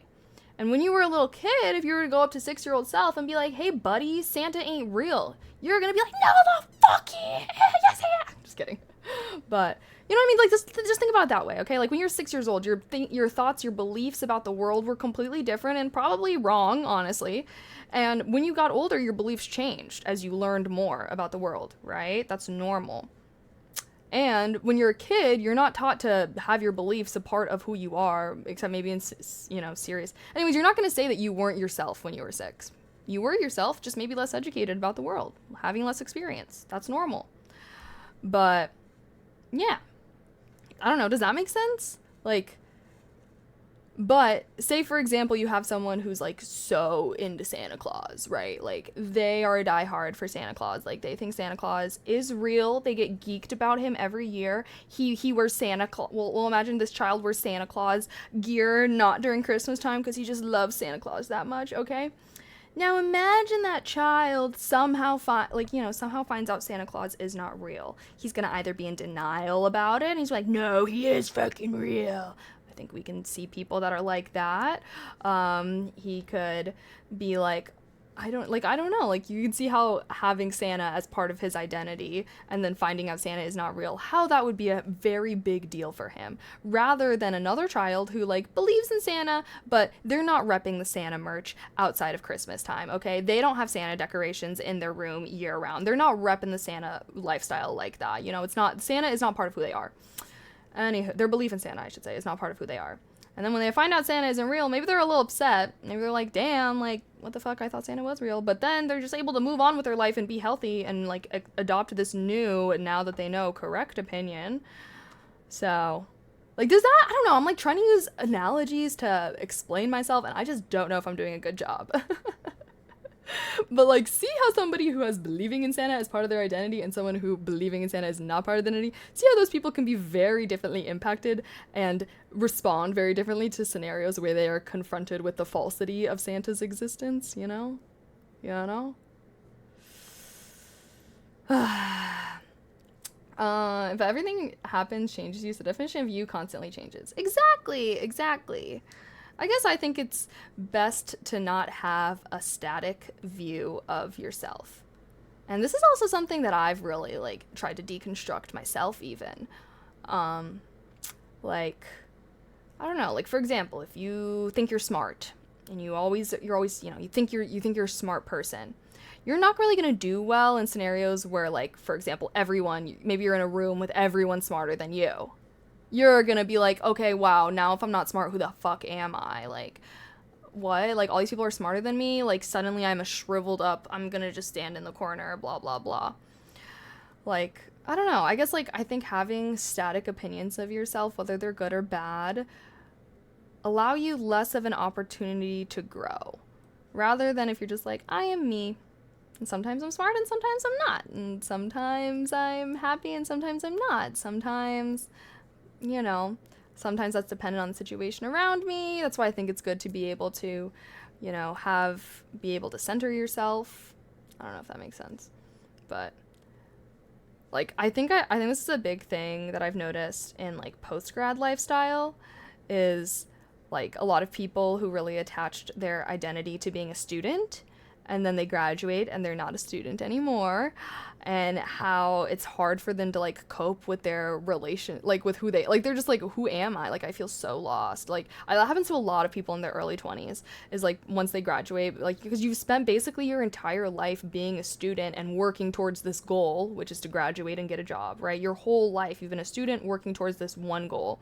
And then once you, like, do that, and then you're not a student anymore, and you, like, basically have achieved your goal of getting a job or whatever, then it's just like, damn, like, who am I? And I do think that is a big part of the reason why a lot of people have, like, identity crises when they're older as well, is because there's just, like, there's so much change happening around them that it's hard for them to reconcile that change with who they are. Because I guess when you take your identity and you're putting it on these external factors, it's going to be very hard for you to deal with change. And not that you shouldn't be attached to things around you, but I don't know. I don't know. Does that make sense? Build a personal faith in yourself and just love and be kind to yourself. You shouldn't really, I don't know, try not to have too static opinions of yourself, because then I feel like you're not giving yourself opportunities to grow. I guess that's what I think, though. Yep, welcome to the real world. You're playing around the idea of ship of this Theseus paradox/thought experiment. Have you heard of it? It's the concept of what makes something the same thing as it changes, objects or people. I think it sounds familiar. I don't know if I know it exactly. But yeah, that's why I also think that, like, also at the same time, like, language is just a tool to try to interpret what we see in the world. So I don't even know. This is okay. I'm about to get philosophical a little bit. Okay, don't mind me. We getting a little philosophical. Sorry, I need to make sure Mochi's okay.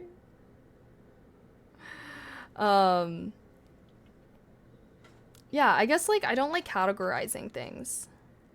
I just feel like, why does everything, just because something has Like, I don't know. I feel like language makes people categorize things too harshly. I don't know if that makes sense. Like, life is always changing, bro. Even this phone that looks static, all the atoms within it are like moving around. Like, don't get so caught up on labeling things. What is you and what is me? You know what I mean? We're all humans. We're all connected in some way or another. All life on this planet is connected. We were all once, you know, everything in the universe was so close together before the Big Bang.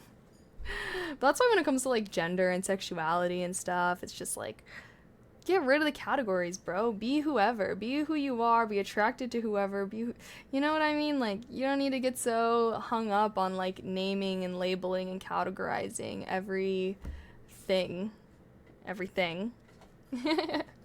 Just let things be. You know? I guess that's my general take on that kind of stuff. Categories are just restrictive. Live free, yeah, and like lots of times it misses like the nuance of a lot of things as well, you know. Does your brother have a job lined up or plan? He has an internship lined up, which he is hoping turns into a job, which I'm optimistic. It seems like it's a smaller company, which is good than it being like a random one. But yeah, I think it's good.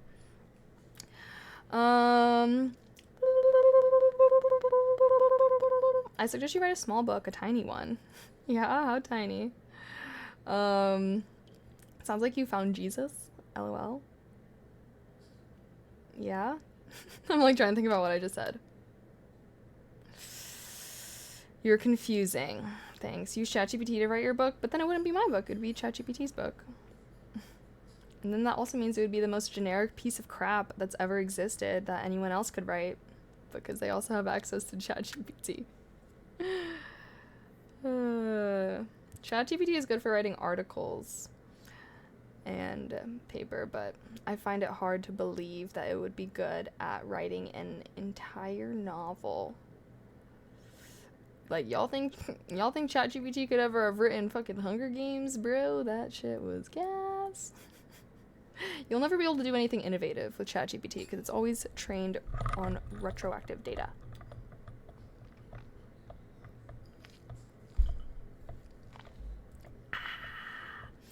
You think tough guys can have cats? Real tough guys can fucking do anything because they're not afraid of... Yeah, because they're tough. Obviously a tough guy can have a cat. The minute a guy is afraid of having a cat, he's not fucking tough. He's actually a pussy bitch. Sorry. Where did our lo-fi beats go? Okay, what are we doing? Should we YouTube a bit? We could do, let's see. ChatGPT is the stupidest I'll ever be right now. Yeah. Oh no, don't get me wrong. I'm pro AI. I definitely need it to step up its game though. It's definitely not at a good enough spot. Obviously. Oh my gosh. Stop. Sorry, my compooper is struggling.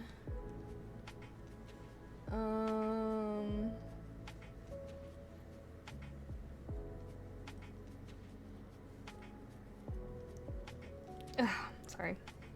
Burping. It's not even close to good enough. I know. Like, I feel like anyone that's, like, actually tried to use ChatGPT to do stuff, like, it's not. But it's, like, good enough to do, like work stuff. But it's definitely not good enough to do creative stuff. But honestly, like, it doesn't really need to. Like, I feel like human beings like to be creative. Why are we not? Let's, like, train AI how to fucking wash dishes, bro. How to fold and wash laundry. Why are we not doing that? Why is there so much AI invested into the arts? Why is there not more AI invested in doing, like, menial household labor? I want to have a robot that can do all my chores for me. That would be amazing. There's robot lawnmowers. Yeah, well, they suck. I'm just kidding. I don't know about the robot lawnmowers, but there's no at-home full-service maid. Until there's an AI full-service maid at home, then that'll be great. Like, that's actually what we need. AI can't scrub tough stuff. Well, I'm talking about an AI robot. They have an AI that does that now. Well, clearly it's not good enough because it's not affordable or mainstream.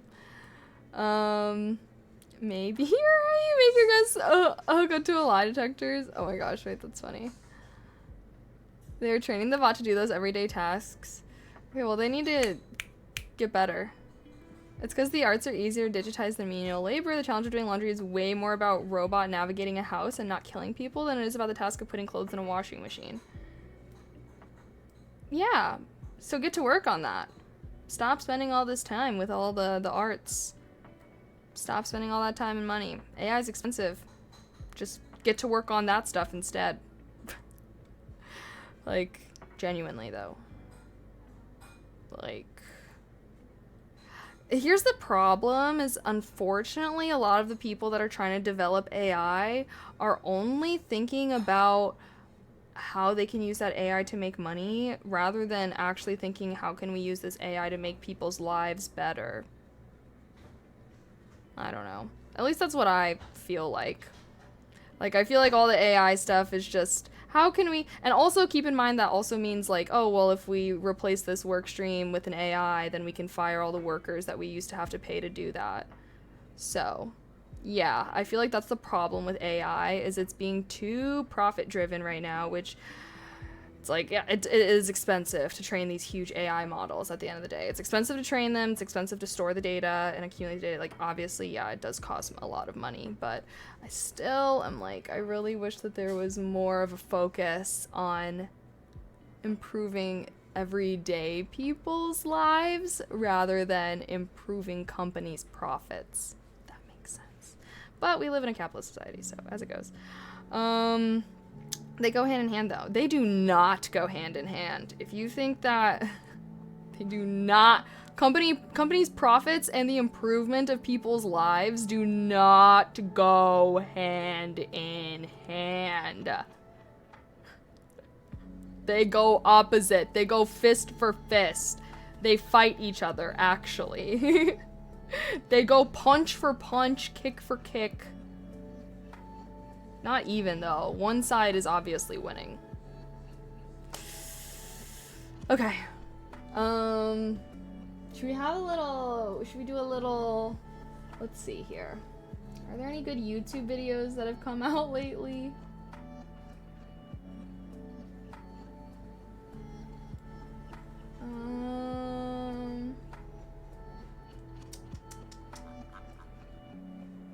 Does Curse Kazette have any new videos? Let's see. What? Are you an NPC, bro? Excuse me?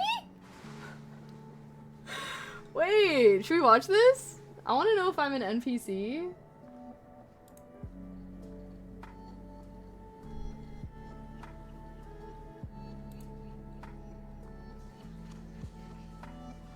Wait, I haven't watched these four. Wait, this one, oh wait, these two are only a minute. We can watch these two. I did suggest that in Discord a week ago. Sorry. Well, hey, I don't like to do YouTube. I like to wait. That way we can binge watch multiple at a time because they don't come out with videos super often. Crash course. Although maybe we should check out some Vox videos. My China is winning the EV war. Here, wait, let me subscribe to them, bro. I like their podcast, so I've got to like some of their videos, right? Why can't prices just stay the same? Wait, should we watch some Vox, guys? Is the US running out of social... Wait, these are some interesting topics.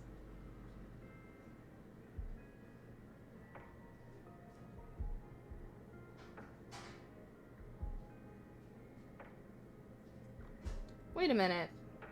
Doesn't Curse Gazette have an exact video, a video with this exact title? I swear.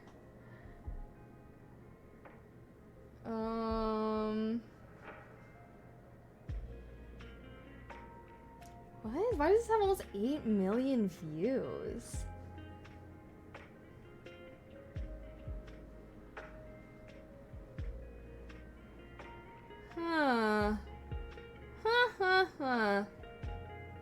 Then and now. What do you guys think? Do you guys want to watch Kurt's Gazette or do you want to watch Vox?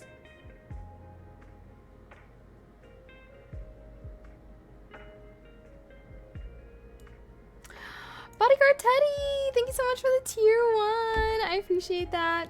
Heart, heart, heart. Thank you, thank you, thank you. Happy 48 months. I appreciate it. Don't miss. Oh my gosh, Hawaii. Haven't been in a while, actually. How often do I work out? Never. Just kidding. I try to work out once a day. Could be better with that for show. For show, for show. Let's watch the NPC one. I'm like, what is this going to be? What is this going to be about?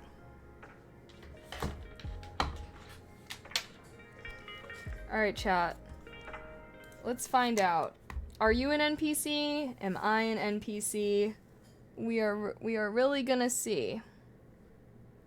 We're really gonna see who is an NPC.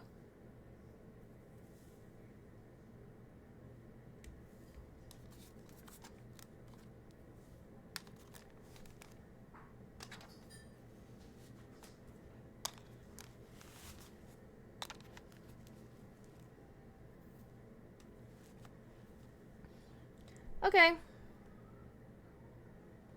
Boop, boop, boop, boop, boop.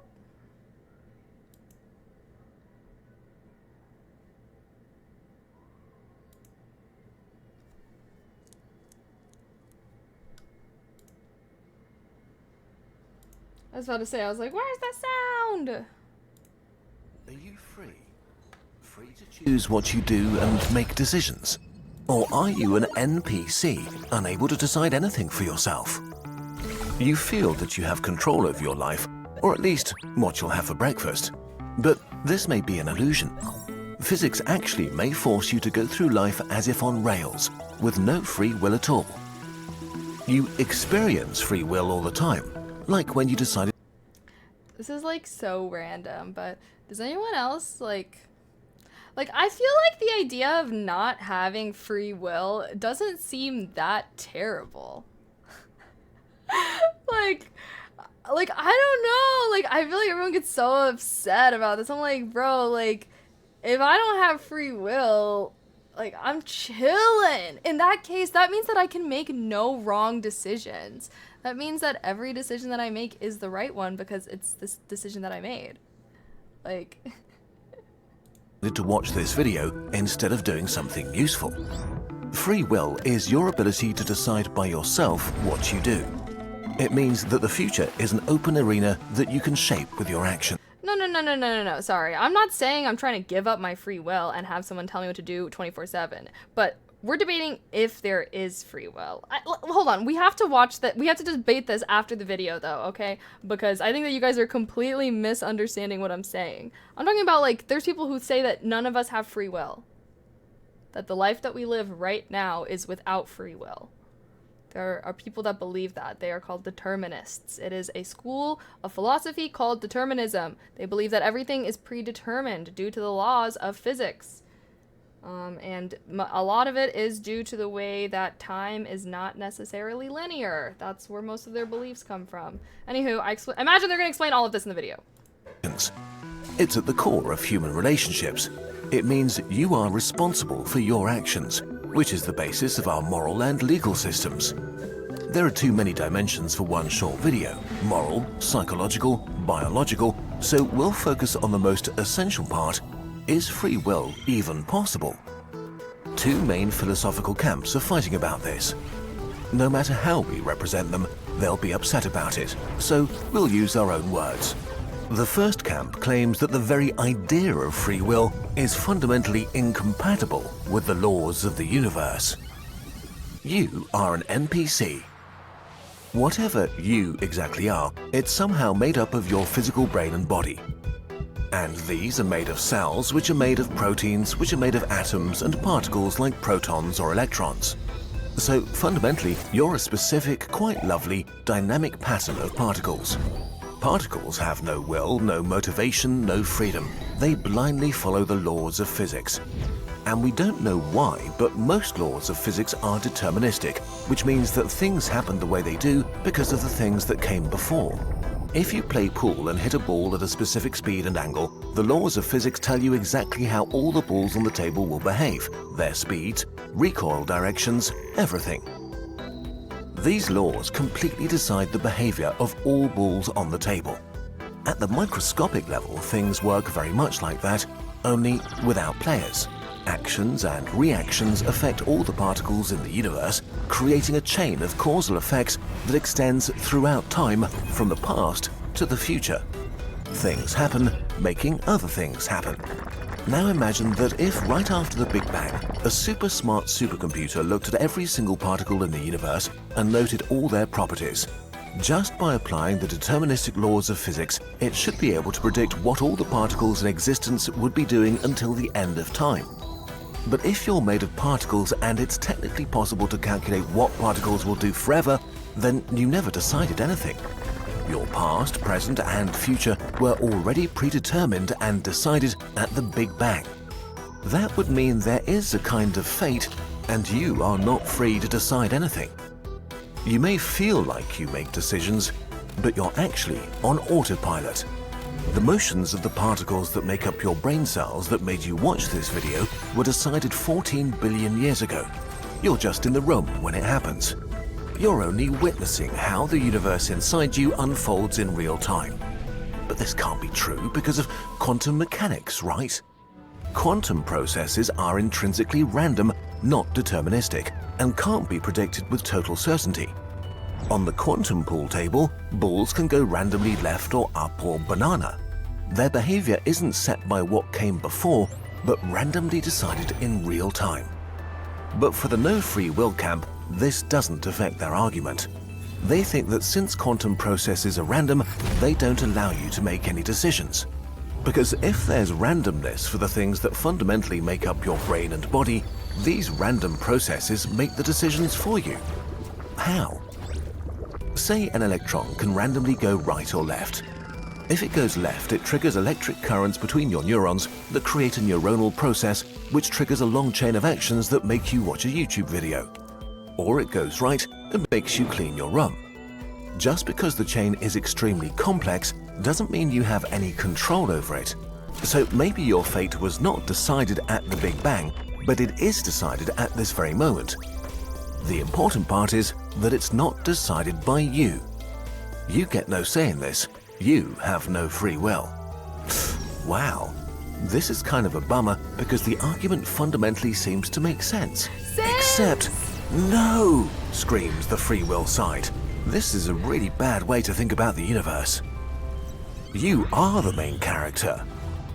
We know that we can reduce everything that exists to its basic particles and the laws that guide them. While this makes physics feel like the only scientific discipline that actually matters, there's a problem. You can't explain everything in our universe only in terms of particles. One key fact about reality that we can't explain by looking just at electrons and quantum stuff is emergence. Emergence is when many small things together create new fundamental traits that didn't exist before. A drop of water is just a sextillion H2O molecules. If you get water on your pants, they get wet. But what is wetness? H2O molecules are not wet, but your pants are definitely wet now. Many small things together just created something new that doesn't exist at the level of the individual molecules.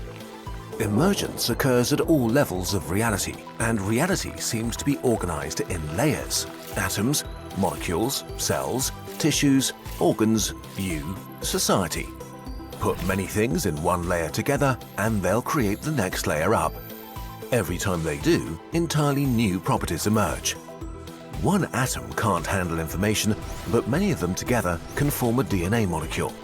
Molecules are not alive, but many of them can form a cell, and cells are alive. With each jump up the complexity ladder, the rules of what's possible change. Completely new things emerge that are much more than the sum of their parts. And here, the reductionist view of the universe breaks down. The layers of reality need each other to make sense. You can explain living things with cells, cells with molecules, and molecules with atoms.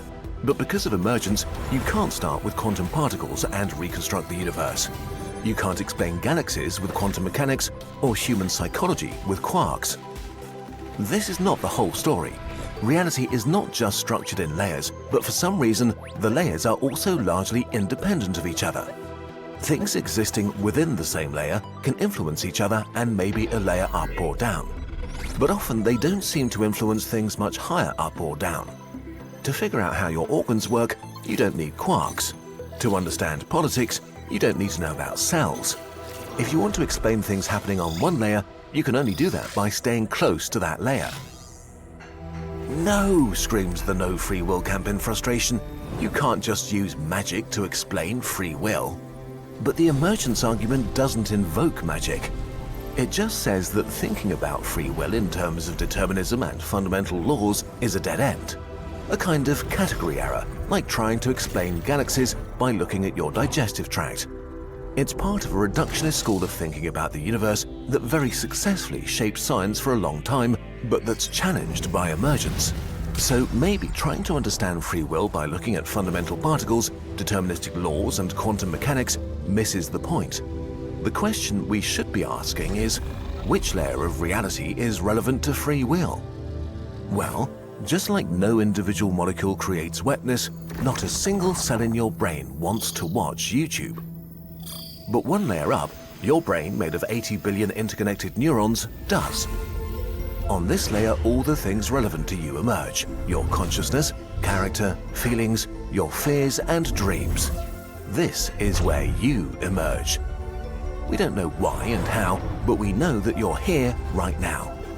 How all the things going on in your brain play off each other to make you who you are is a whole different can of worms. But on this layer of reality, you are part of the decision process. Because at this level, you are just one more physical cause of whatever happens in your brain.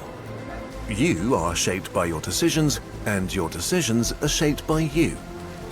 You have a say about this layer of reality. You are not just witnessing how the universe inside you unfolds, you're actually taking part in it. And you're free to do so however you see fit. At least this is how some on the free will side see it. Conclusion and opinion. So, who's right? Is there free will? We don't know. If you ask us personally, we think the argument for free will is more appealing because it brings the complexity of the universe to the table. Maybe existence is just the sum of its parts, but at least for now, it seems the universe is not that simple. But even if we don't have free will, it's not clear what that changes for practical purposes. You and us, we humans, on a purely subjective basis, feel like we have free will and that your decisions are yours to make.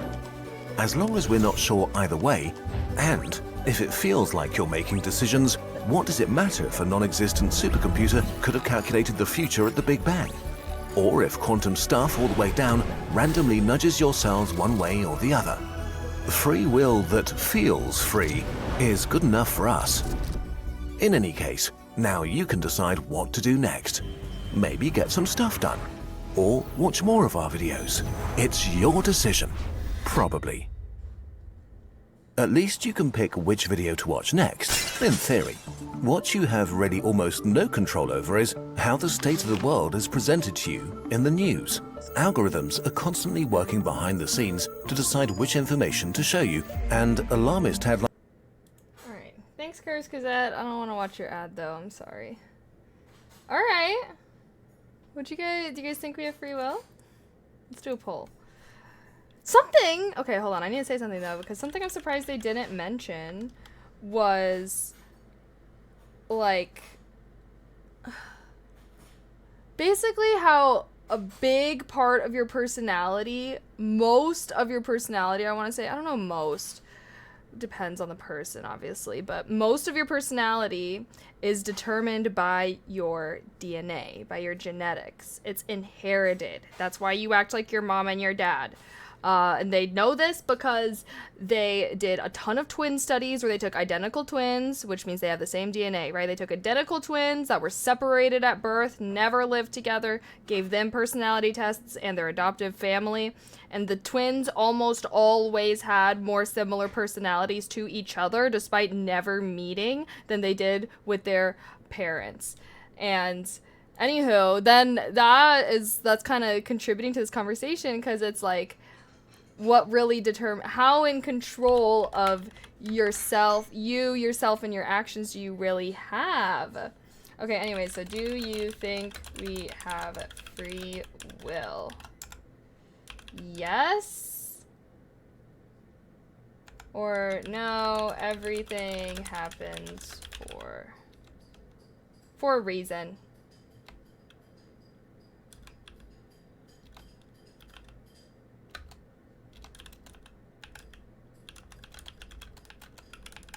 I'm trying to make the no. I want to make... Okay, so no... Okay, if you think that everything happens for a reason and that there is a way... like, okay, I'm not gonna lie, something I don't like about that video is they were way too biased, bro. They were obviously dick riding for the free will side. They were trying to make the determinist seem so bad. And I don't like that. I don't like when philosophical debates are that, you know, you need to be able to have the audience actually think about whether or not they believe in free will. That video, I feel like, made you be like, if you don't believe in free will, you're just being closed-minded, blah, blah, blah. Anyhow, I think there are very valid arguments for determinism, which is no free will. Yeah, like, they didn't really talk about that, but... Okay, let's just do a poll. Do you think we have free will? Do you think we have free will? Some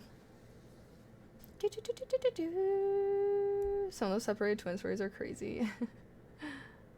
Is there kinda? I mean, there are several set options. There are.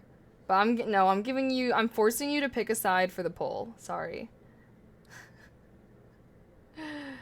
I'm forcing you. Because obviously, yeah, I'm on the kinda side because of, like, the whole genetics thing and, like, if anything, I lean more towards determinism, which is maybe why I'm, like, so annoyed that they portrayed it in such a bad way. Like, how much control do we really have over our lives? I'm like, barely. I think barely. That's what I think. Rafi Dad, thank you so much for the sub with Prime. I appreciate that. Happy 4 months. Thank you. Mwah. Heart. Thank you so much. Oh, wait, also, Joel redeemed a hydrate. Cheers. He said, who cares if it's super... I know, he said, like, who cares, bro? He was flaming the determinist, and I'm like, wait a second. He even, like, made the not he, but they, because it's, like, a whole team. They, like, made the drawings all evil. And, like, I'm like, damn, bro, you're making yourself a cute duck-looking guy. Okay, clearly some favoritism going on here. You have free will with constraints. Yeah, that probably seems the most reasonable. Hold on a second. I think I have my old philosophy textbook from when I took a philosophy course in college. I kept it because there were so many good, interesting things.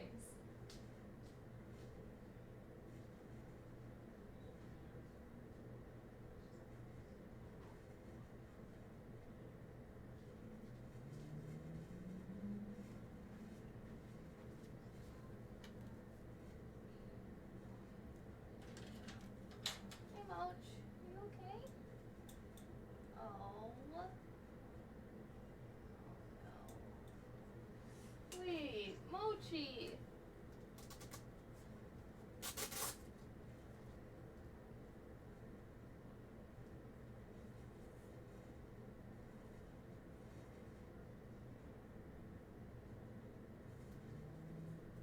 Mochi, your paws.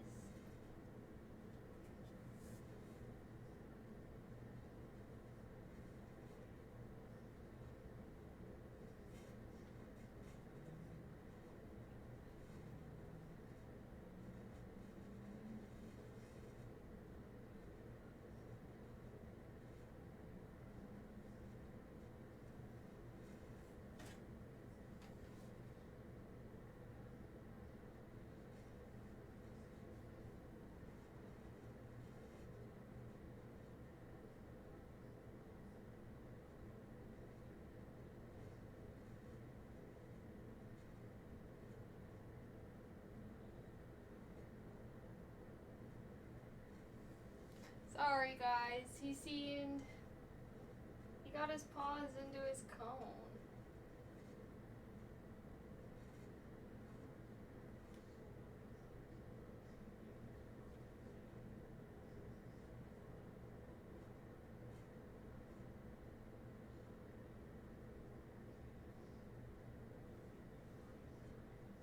Okay.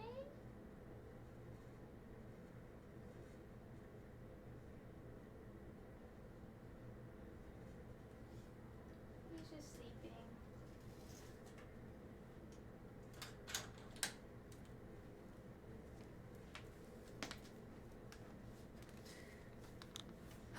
Yeah, he was trying to get out of the cone.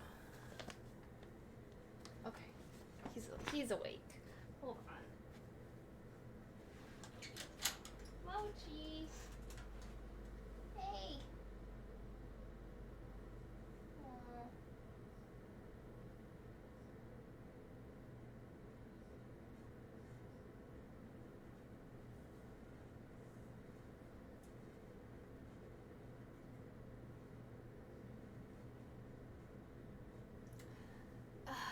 I should probably put it back on him.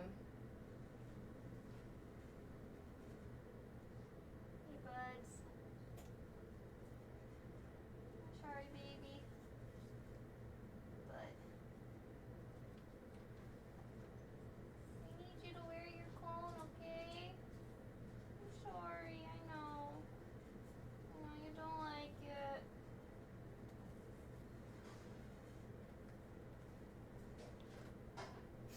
I hate putting the cone back on him.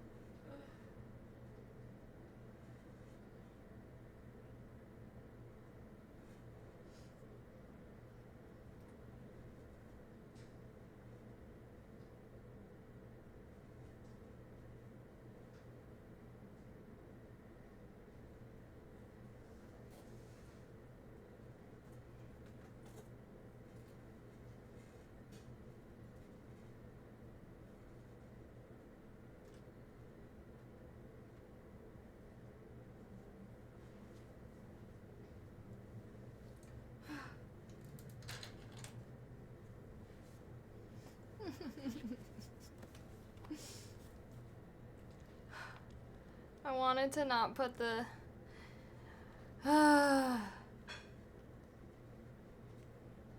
didn't want to put the cone back on him. Sorry, but he needs to wear. Mochi, hey, it's okay. You have an itch? Let me help. See? Oh, you were so quiet. You didn't want me to notice. Oh, hey, wait a sec. Mommy, mommy, nom. You wanna eat? You kicked him out. Sorry. Oh. Sorry, Mom.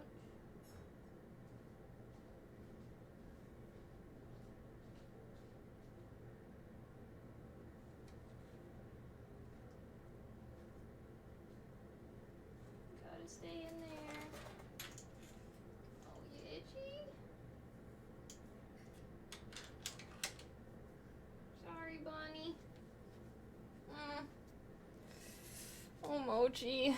Sorry, it makes me so sad.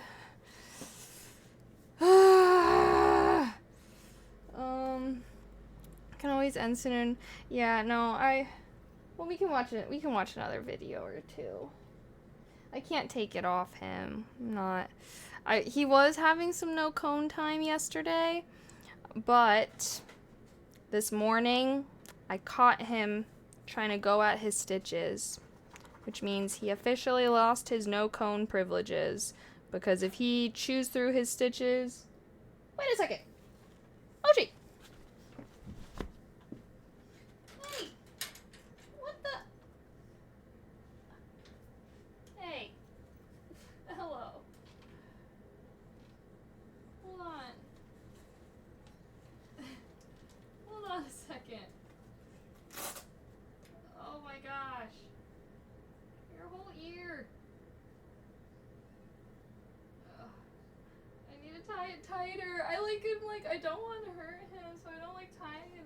type, but he always weasels out of it.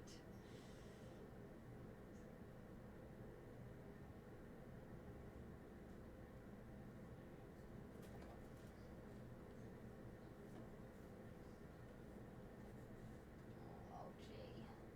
Not too tight, right?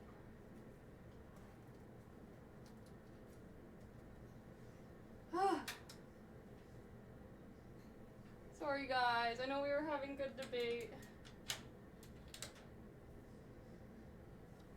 Okay. I think he's alright. Okay. I got my philosophy textbook from college. Why is it... Oh, I think it got a little wet when I was moving. I was like, why does it sound crispy? Amon, thank you so much for the tier 1. I appreciate that. Happy 2 months. Thank you, thank you. Mwah. Heart, heart, heart, heart, heart. I appreciate that. Mochi is also recovering if you were not here earlier. I did add some stuff to his wish list. A lot of it is under $5. But yeah, if anyone wants to get Mochi any treats or anything while he's in recovery, I did add that because look at him, guys. I can't. Anyways, anywho, it's fine. It's fine. Oh, I did miss. Oh, wait. Oh, Joel subscribed? Wait, I think I did say thank you. Wait, did I say thank you to Joel? Was that during the video? I don't even see Joel. Wait, Joel, thank you for the tier 1. Happy 20 months. I'm so sorry. Guys, you have to tell me if I miss it. Sorry. Okay. What were the poll results? Now I need to backtrack. Okay, result is yes. Most people think that we have free will.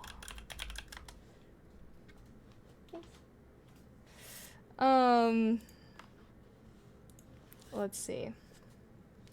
Most people voted yes by a long shot? Okay, well, they were so biased in that video, okay? They were so biased. That was... Okay, hold on. I need to go to the table of contents. First, let me go to the table of contents. Let's see.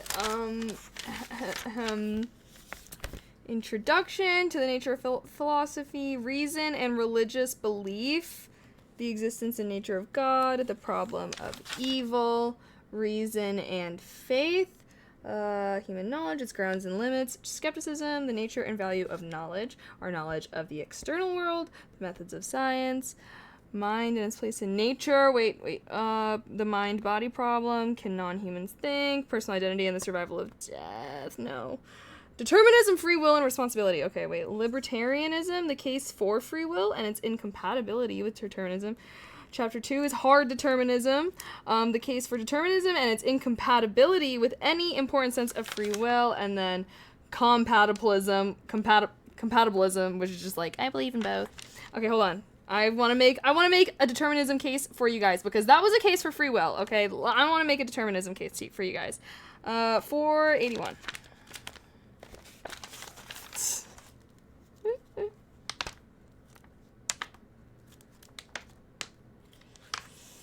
This philosophy class that I took, I feel like changed the way that I think about the world, and I think about things so much. Like, I think everybody should take a philosophy class. Okay. Are people responsible for what they do? Oh gosh, hold on. I can't read you guys all of this. Let me see.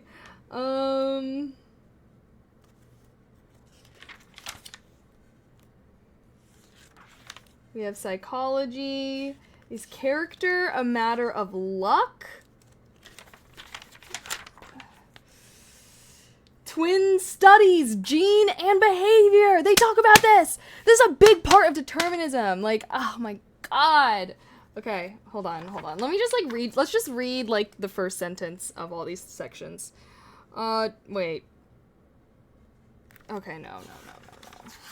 Because part of it is like how, basically like when people are, say like someone is like gun to your head, and then they give you a gun and they're like, if you don't kill this random person, I'm gonna kill you. And then you kill the random person because you're like, I don't want to be killed. And now you're in trial for murder, and now they're trying to decide, well, you did kill that person for sure, but you're trying to be like, but bro, he was threatening to kill me if I didn't kill them. And then they're being a free will person. A free will person would be like, no, you decided to do that, so you're going to jail for murder. A more determinist view, like, basically the argument for our legal system, like, our legal system is more on compatibilism, because there are certain things, like, not everything is your choice, even if it feels like it is, and even if it, like, you know what I mean?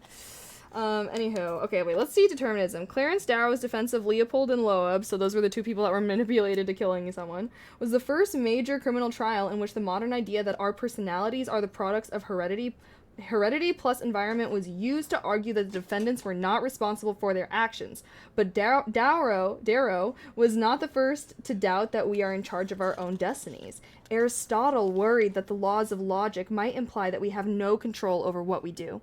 Every proposition, he reasoned, must be true or false. So at this moment, it is either true that you will wear a blue shirt tomorrow, or false that you will wear a blue shirt tomorrow. If it is true, then there is nothing you can do to prevent it. After all, it will happen. If it is false, there is nothing. Okay, this is so dumb. Hold on. I need. Oh my god. Why can't they just give me a summary, bitch? Why can't they just give me a summary, bitch? Okay, I would have bet a lot of money on that book being stuffed with highlighted sections. No, sorry, I wasn't that nerd. I was just reading this for my homework, and we had to write essays and stuff. OMG, who was stealing? Oh, is not? Wait, that's fucked up. Das crazy. 2. OMG. Wait, no, that's my mom's. Well, or not my mom's, but hold on. That's one of my old places. That's not updated. Hold on.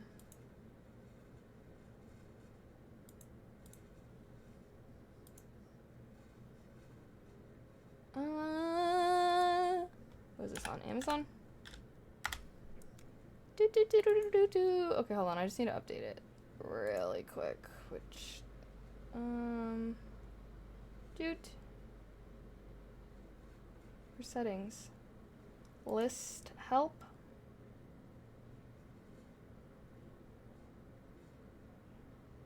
Hold on. What? How do I change this?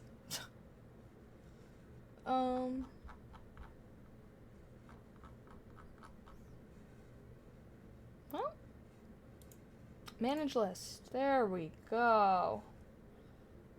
Change.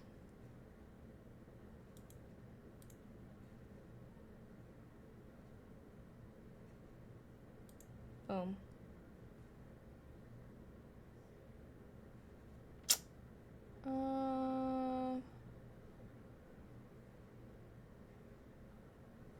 Okay. Okay. It should be fixed now. Oh, okay. Well, even if it does, that's okay. I'll find a way to get it. Okay. Anyways, yeah, sorry. The genes thing. I think that was a big part in convincing me towards determinism a little bit more. Oh, here's a conclusion. In sum, our situation seems to be this. Psychologists and other investigators have developed a number of ideas that help explain human behavior. Each is supported by impressive evidence, and each seems to be at least part of the truth. We don't yet know how to combine these ideas into a comprehensive account. Nonetheless, as far as free will is concerned, the overall trend is not encouraging. Each new discovery chips away a bit more of our confidence. The more we learn about the sources of human conduct, the less room there seems to be for the idea of free choice.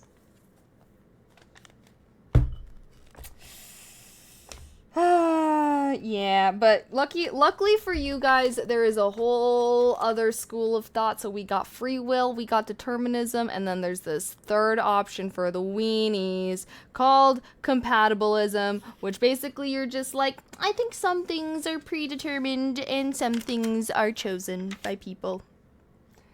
And I would say most people probably fall towards that. Call it partial determinism. Yeah. Meaning in life.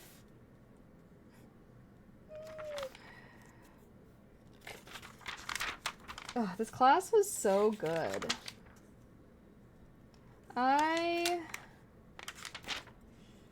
Yeah. Too bad I can't just, like, go back to college for funsies, because it costs money. I wish I could just go for funsies.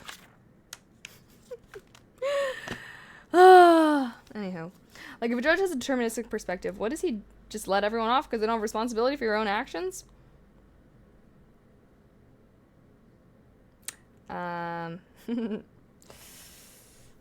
Just because something wasn't your fault doesn't mean that you're not responsible for it. I guess that's what I would say to that. Yeah.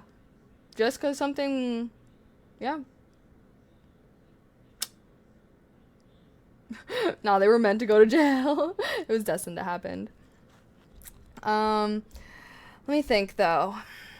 I mean, I think that we, obviously, it feels like we have free will, so I'll be a partial determinist. But, I don't know, I guess I don't believe everything happens for a reason. I just felt like that video was too biased. I feel like it needs to be mandatory that philosophical debates are presented from a neutral perspective, or you make an argument for both cases, because I am like, there's just nothing, because, like, I feel like before I took this philosophy class, there were so many things where it's like, if you would have asked me if I thought we had free will, it's like, yeah, I think we have free will. I make choices that impact me. I feel like we have free will. Or, like, certain things, like, do we have a soul? I don't know. Like, but, like, through genuinely hearing the other side of the argument, like, I don't know, it makes you think about things so much more in depth, and I like that. I think everybody should explore every single belief that they have about the world and everything. They have free courses online, like heaps. It isn't expensive, except in time and effort. Yeah, but, like, if it's just online, any bozo can post something online. Any bozo can post something online. I want to go somewhere that not any bozo can walk in. Such as a college classroom where they are the professor. Preferably a good school, for sure. Yeah. Harvard has a channel on YouTube where they put up cameras in Harvard classes. I guess so, but I like the homework. I like the interaction. I don't want to just listen to lecture. If school was only lecture, no one would really learn. You learn through participation in class and doing the assignments and fulfilling the readings. Just kidding. And goofing around with your classmates. You're low-key a nerd? Bro, I'm high-key a nerd.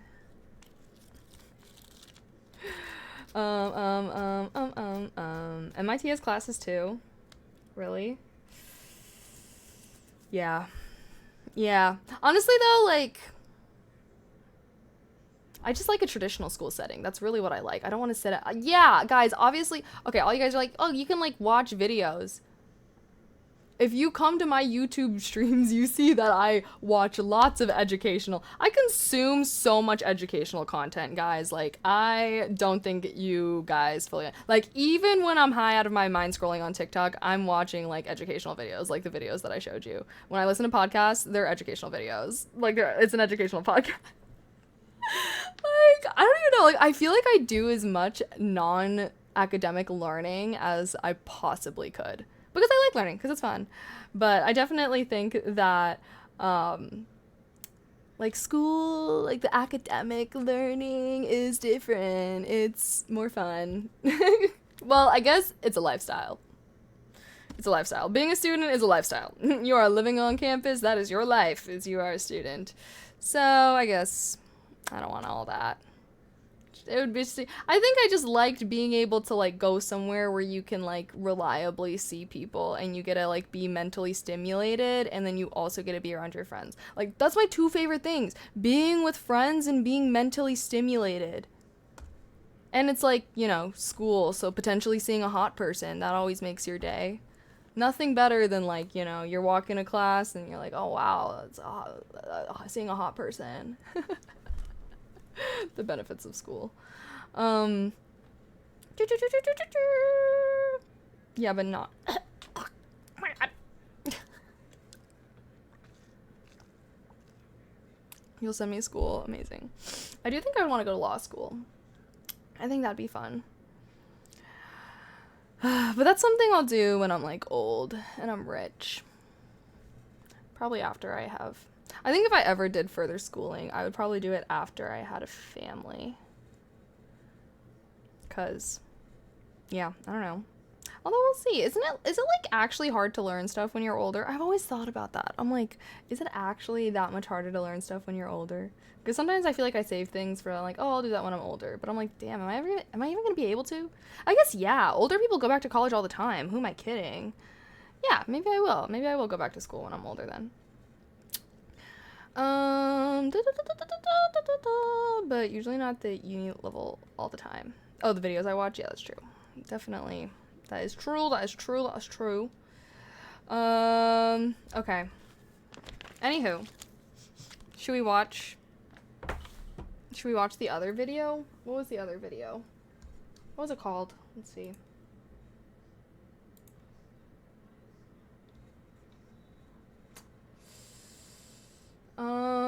This black hole could be bigger than the universe. I think I watched that. I think that we watched that. I think we watched it. We could watch a Vox video. I don't really know. Should we watch one about the electric vehicle or inflation? Let's do inflation, bro. The debate over the Anthropocene explained? Oh, I love it. Yes. Wait, let's watch a Vox video. This one's only 7.5 minutes. Okay, do you guys want to watch an inflation one, or do you want to watch the Anthropocene one? Which one? Relevant or irrelevant to our lives?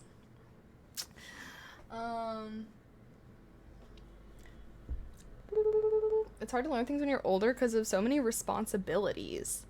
Okay, a 60-year-old does not have more responsibilities than a 30-year-old. Let's start there. Generally, like they probably have about the same. Sorry, about the same. Can contradict what you already know. Well, that's why it's important to be open-minded. Was that a John Green shout out? Love the wait, what? Law school gives you better value when you do it earlier. Other graduate programs such as oh, sorry, I'm not trying to like do this like I'm not trying to just think about money. I'm not just trying to think about money. I'm just what is the Anthropocene? It is a time in history. I think it's human time. That's such a bad explanation. Irrelevancy for the win. What the heck is option 2? Okay, you guys are all saying that. You know, we are kind of doing a more abstract. What did we just watch? Are you an NPC? No, honestly, yeah, let's watch the Anthropocene one. I feel like this connects a little bit more, you know? Get your guys' questions answered. Why are my videos all starting out muted? Okay, hold on. I gotta put my headset on again. Mochi, are you good? He's just laying down. Okay, Mochi. Mom won't be streaming super late tonight. I do have to give Mochi his medicine. It's okay. I can stream for at least probably like another hour.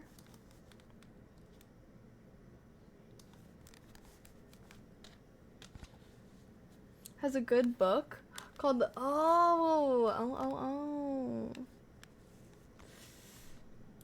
In Canada is the tiny Crawford Lake. It's a rare body of water known as a meromictic lake. For its small size at roughly 270 meters across, it is deep at 23 meters. That means the sides slope dramatically downwards, and the water at the bottom doesn't mix with the water at the top, making the sediment underneath extraordinarily well preserved. It's this unique quality that attracted scientists in 2023 to dig up a sediment sample from the lake. This core sample contained clues to centuries of human history, and they hoped it would answer a big question. Had humans created such a profound impact on our planet that it had created a new phase in geologic time? Are we now living in what some scientists call the Anthropocene? Wait, sorry. I haven't even told you guys about the new book that I'm reading. I'm reading this book called Sapiens right now, and I'm honestly getting pissed the fuck off with authors, with this author. I think I have to boycott male nonfiction writers. But we can get more into that after that. I think it's kind of connected to this video, though, no. There's actually an official global body of scientists whose job it is to decide this question, the International Commission on Stratigraphy, or ICS. Phil Gibbard is a part of it. And our remit is to actually control the stratigraphy of the entire planet, really. That means the entire geological column, starting with the formation of the Earth right up to the present day. They are the guardians of the geologic calendar of the Earth's 4.6 billion year history. Geologic time has different types of divisions. These are eons that span hundreds of millions of years. Then there are eras, periods, epochs, and stages. We're living here in the roughly 12,000 year Holocene epoch. This is where the Anthropocene would start, not as an era, but an epoch. This system of organization is based in part on the fossil record, which tells the story of huge changes on Earth, like the explosion of animal fossils that mark the start of the Cambrian period. The chemical makeup of rocks can give signals too, like the iridium left behind by the asteroid that wiped out non-avian dinosaurs, which marks the start of the Paleogene period. Or the way the Earth's magnetism is recorded in rock layers that signal major events, like the large volcanic eruption that started the Chattean stage roughly 28 million years ago. It was in the year 2000 that an academic essay proposed the idea of formalizing the Anthropocene. Its name is two components to it. The anthropos is obviously the human part of it. The scene relates to the fact it would be an epoch of the Cenozoic, which is the last 66 million years since the asteroid impact wiped out the dinosaurs. And the view that we'd moved away from what might be deemed to be the normal conditions of the Holocene into glacial, which is a warm period in the Ice Age, which began 12,000 years ago. And we moved away from that because of the consequence of human activity. The best rock evidence that exists anywhere in the world to mark a division in time scale is called a golden spike. And scientists stick an actual golden spike in the ground where they find it. Wait, that what? means that while there are numerous fossils for an extinct species called a conodonte around the world from the Ordovician period, a single exceptional one from Newfoundland officially marks the start of the period. If there's ever a question over a boundary, the ICS deploys one of their 15 subcommittees, each of which specializes in a single time period.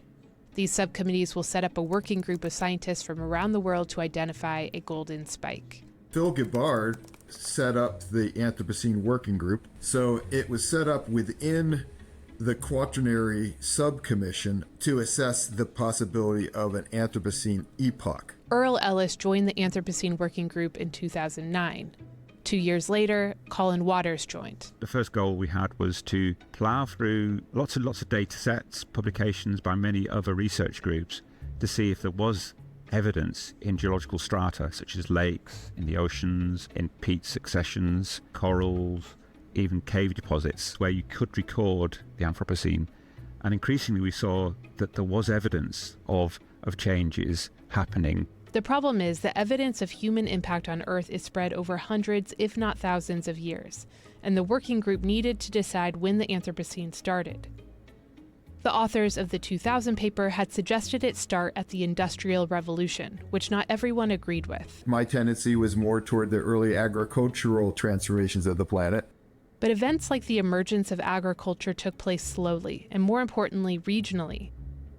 Agriculture was off the table pretty quickly, and that's also why the Industrial Revolution came off the list. The group decided they'd have the best chance of convincing the ICS if they focused on the most dramatic moment of change possible. And Internet. so they chose the Great Acceleration because it was considered to be the equivalent of this kind of instantaneous global change. Great internet? acceleration, greatly increased industrialization, which followed upon the Second World War. Appearance of novel materials. Plastics is probably the most famous of those. Okay. Going into production and then being dispersed across the planet. Geochemical signals to do with burning of fossil fuels, introduction of artificial fertilizers for agriculture, changing the nitrogen cycle, how humans have increased the rate of extinctions, how we've managed to move so many species of plants and animals across the planet.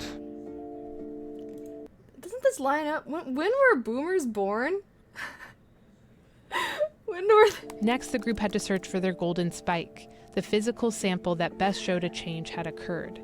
They researched 12 different sites around the world, from coral reefs to peat bogs to ice sheets, which brought them to Crawford Lake. Because of the unique qualities of Crawford Lake, the sample has clear annual rings of sediment layers dating back to the 1300s, where corn dust shows evidence of indigenous agricultural activity. Then thick, nitrogen-rich layers show the arrival of European settlers who logged and farmed the surrounding area. In the 1930s, there's evidence of the Dust Bowl.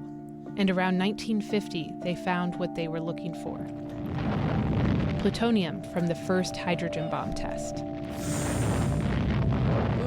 One of those points of time you can correlate very precisely is the onset of detonations of these nuclear weapons, because they produce a global signal, so you can correlate those across the planet.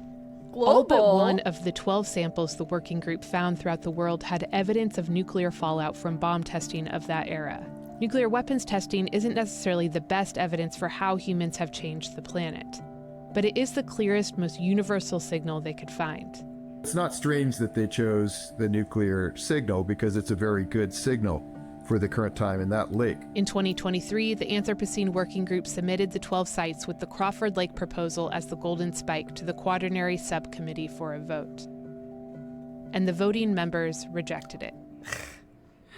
Many ICS members thought the addition of a roughly 70-year-old epoch at the end of the Holocene was too insignificant relative to the enormity of Earth's geologic history. We can't see the wood for the trees, you know? In geological terms, something that lasted less than a century would just be a blip, a blink of an eye in a geological record. Earl Ellis resigned from the working group prior to the vote, partly because he disagreed there had to be a single, narrow definition of the Anthropocene. The idea that significant transformation of the planet occurred with the onset of the Anthropocene and not before, that was one of my reasons for resigning. The Anthropocene is about understanding that humans are transforming this planet, and that should be the focus, not 1952 in Crawford Lake. And Colin Waters maintains the He's Anthropocene's right. legitimacy. It's quite amazing how humans have managed to modify the planet so profoundly in less than 70 years. And probably the only equivalent I can think of is the asteroid impact at the end of the Cretaceous that wiped out the non-avian dinosaurs.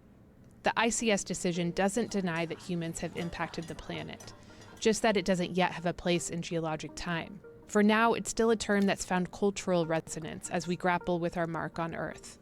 If humans are still around in hundreds or thousands of years, maybe our future descendants will have the perspective to identify our species' golden spike. The field of geologic stratigraphy is meant for deciphering the Earth's deep history, millions if not billions of years ago, through the only means available to us, decoding the signs in rock fragments around the world. It's an awkward fit for litigating our modern history. After all, we don't have to look to the rock record to show us the impact humans have had. The evidence for that is abundant. And it speaks for itself. We don't need to create a break in time to understand that this is the time when humans are transforming the planet. Thanks for watching. A big part of this story is about how scientists interpret data. And as Vox producers, we're constantly thinking about ways to analyze and visualize data for our stories. If you're interested in learning a skill like data analysis, a great place to start is Brilliant, our sponsor for this. I already am signed up. They got the same sponsors as Curse Cassette, bro.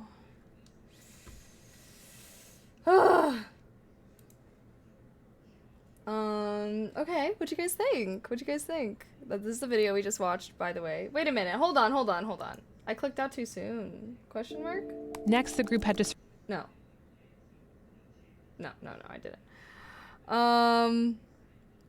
Shirley said signing out, terrific video. No, I love Vox. Oh my god, they're so amazing. Anywho, okay. I guess, I don't know. I guess that's the debate over the Anthropocene. It's just these scientists arguing. Which I guess I could see why. So they're just being like, oh, we're in like a new era because we're changing the planet. And then there's people being like, yeah, but like 70 years is kind of irrelevant. So. And I'm like, okay, I guess fair.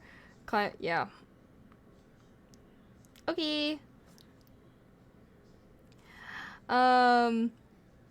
Humans did not make that. Wait, did not make what? 1560s? Yeah, it's like, okay, hold on. So 70 years, you say? Who's kind of been running shit for like that most of the time? But yeah. Okay. Should we watch the inflation one? I want to. It has a lot of views, so, and I think I suspect. I know. Wait, an era for 70 years? Yeah, but like we'd be in that era. Like they're just like we're in a new era. I don't know. Anywho, that is crazy when you think about like I don't even know, just like how much humanity has changed in the past 100 years. I wonder how much more we're going to change. Hopefully for the better. I'm pretty optimistic. Hopefully some cool shit happens in the next 100 years. And let's make it happen. Like, hashtag free will, right? To what we were talking about earlier, free will. Let's just decide. No, I really am a free will, such a free will person, because I don't believe everything happens for a reason. I was wanting to rant about this earlier. Okay. Because I'm reading this new book right now called Sapiens. It's like the entire history of the human race, all the way from when humans first kind of evolved into Homo sapiens, talked about all the other human races, how we kind of like every time we came to an area, all the other human races would die off from that area pretty quickly. Same thing with animals over 100 pounds. I always used to think this. I always used to think about this. Like, you know how, when you go to the museum and like, they got like the life size, like how there used to be hella big ass animals on Earth. I used to always think like, why the fuck aren't there any more big ass animals on Earth? Like, I wish that we still lived in a world with like, I don't know, like big ass animals. We have elephants and obviously sea life. But hold on. But yeah, we have elephants, but like besides the point, like we used to have so many more like big mammals, like a lot of, I don't even know. Anywho, so I'm reading this book and it was talking about how every time Homo sapiens came to a new area, all the animals over 100 pounds would basically die off. And I'm like, oh damn. So there's my answer for a question that I've wondered almost my whole life. Ever since I was a little kid going to museums, being like, why don't we have cool animals like this anymore? Us. And when you think about it, it makes sense. Let's take elephants, for example. They give birth to one baby every like 2 years. Like they're pregnant for like 2 years. So big animals are pregnant for a long time and they usually only give birth to like one offspring. And anyway, so then if like humans come to an area and even if they just kill an elephant once a year, you're already killing them. Like, even if you just kill an elephant every few months, whatever, you're already killing them way faster than they're being reborn, like being repopulated. So it makes sense when you like think about it. But I'm just like, damn, like it's really us, bro. It's really us. That's why we don't have crazy animals. But yeah, anyway, so I learned that in the book that I'm reading called Sapiens. And I was really liking this book. I was really liking the first half when we was talking about like the historical. I'm like, oh wow, like that's crazy. I didn't know we were the reason and all this stuff. And then we started to get into like humanity and agriculture and stuff. And this is something, oh my god, I've like been wanting to complain about so bad, is like, why are male nonfiction writers so patronizing? I swear to God, every time I read a nonfiction book written by a man, they're always like, now, this may be hard for you to believe. Now, like, most people think, who's most people? Not me. No, that's actually not hard for me to think or believe. I actually already knew that. Or he's like, I don't even know. It's so weird because I feel like when I read, and I was like really thinking about this, and I was like thinking about like the nonfiction I've read that's written by women, and I feel like a lot of times they'll be like, imagine. They're like, imagine. Rather than being like, now you wouldn't think, or now most people wouldn't think, and then like, I feel like a lot of female authors are like, okay, now imagine this. It's like more positive. Anyways, I don't know. That was something that was really rubbing me the wrong way. It feels patronizing to the viewer. It's like, why are you trying to act like I'm stupid? Anyways, he's talking about religion, the upbringing, like the rise of religion and stuff. Anyways, he sucks, and I'm honestly having a tough time finishing the book because the guy sucks so much. I can't remember how I got on this tangent. Why did I start talking about this book? We were talking about the Anthropocene, and we were talking about sapiens and humans evolving, changing the planet. I had a point. I had a point with bringing up the book, and now I've completely lost it. Yeah, I don't know. I don't know if it's coming back. It takes 10 humans to the plains of Africa near a lion tribe with no weapons. See how long lions let them live. No, I mean, obviously I understand why, like, freaking cavemen-ass humans were even, not even, like, a predator standpoint, because it's, like, herbivores. Like, they would, like, even these huge herbivores that used to roam the earth, they would kill off. And it was for them to eat. Because they're like, damn, even if we only kill a woolly mammoth once every 3 months, we're feeding the fucking tribe, you know? So it's like, yeah, they're like, they just want to hunt them because they're big and they got a lot of meat. But, oh, imagining things differently, being open-minded. Okay, I'm coming back to it. My train of thought is coming back to me.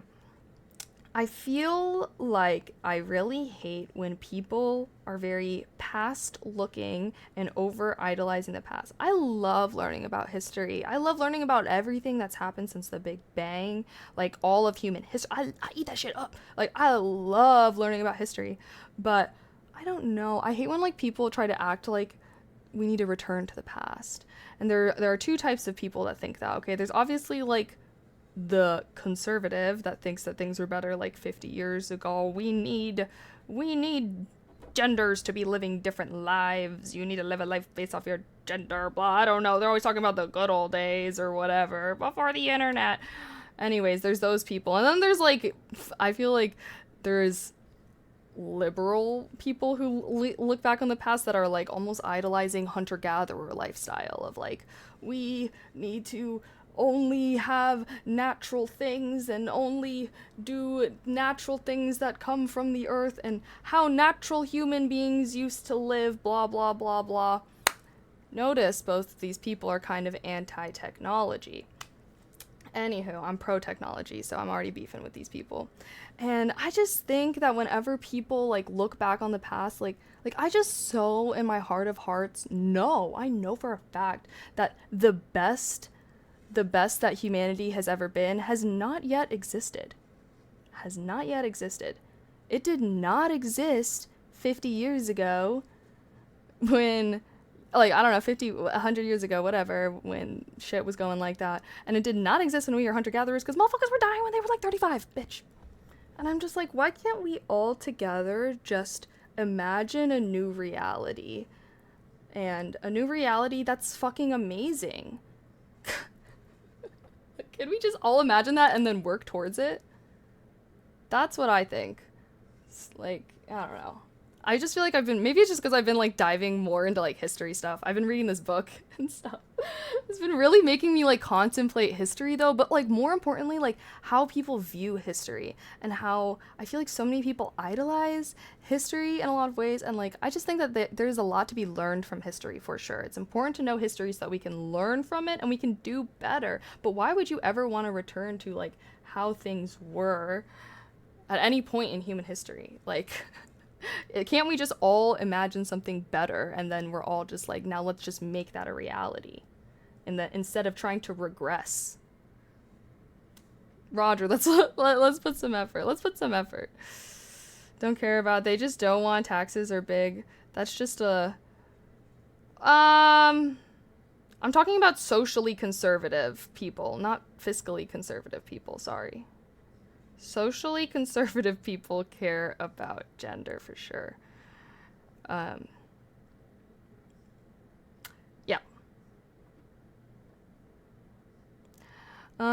I'd like to return to 1916 and no income tax.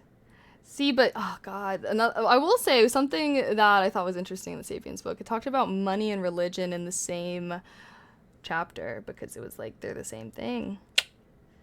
Yeah, anyways, let's imagine a world without money, for sure. That's my imagined perfect world, is there is no money. Everyone has what they need to live. And they maybe work to get things they want. But everyone has what they need. And robots and technology do the shit that people don't want to do. But the things people do want to do, they do. They want to paint, yeah, I don't know. That's, I guess that's like a very simplified view. But generally, yeah. The moon is a Dyson sphere. We are from the future, but the past is more technologically advanced. Dyson sphere? Bro, a Dyson sphere needs to be around the sun. Do you know what a Dyson sphere is? That needs to be around a sun. Not a moon. The moon has a star inside. Oh, my bad. People become lumps when everything is provided for them. When did I say everything? I said what they need. And obviously most people want more than the absolute bare necessities that they need. People want things. Me, for example, I want plushies. So, I would, you know, most people would, and yeah, I don't know why that's so crazy for people to imagine.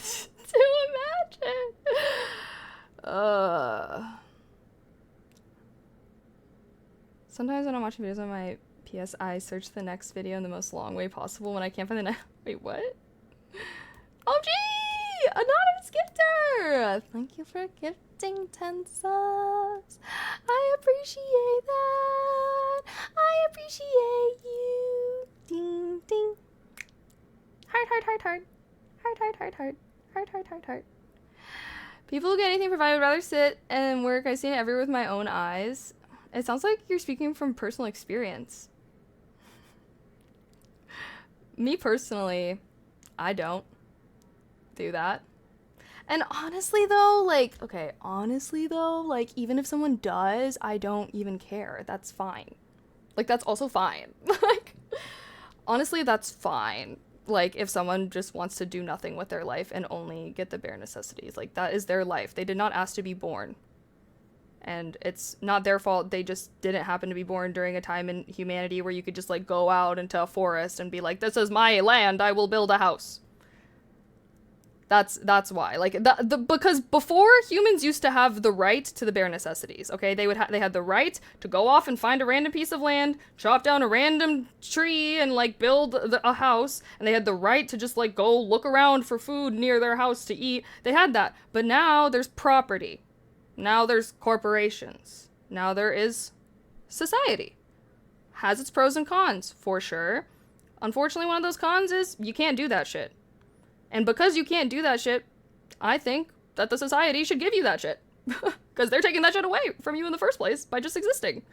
And there's a lot more shit than just food and housing in this world, right? Okay, there's a lot more ways for things that people want. People want to have microphones and computers and cameras and fun little drinks, and people want other shit besides just food and housing, okay? So I think most people would be willing to contribute towards society to get that. But the great thing is also if they lose their job or something happens, they're not like, holy crap, am I gonna die? Like, if anything, they'll be more motivated. They don't have to accept any random shitty job. They don't have to accept that. They can actually wait for a job that they would enjoy and are probably good at. And any job that is having trouble because no one wants to work it because it's just so shitty and crappy, then that's where like society needs to be like, okay, we can't get human workers to want to work this job. Like, you know, no one wants to be scooping poop like they used to back in the day. God damn it. Let's make a robot to do this. We need to AI this shit up or whatever. And then and then you know, hopefully invest and work, and AI is all money, bro. So just keep throwing money into that shit and you'll have to get it good eventually.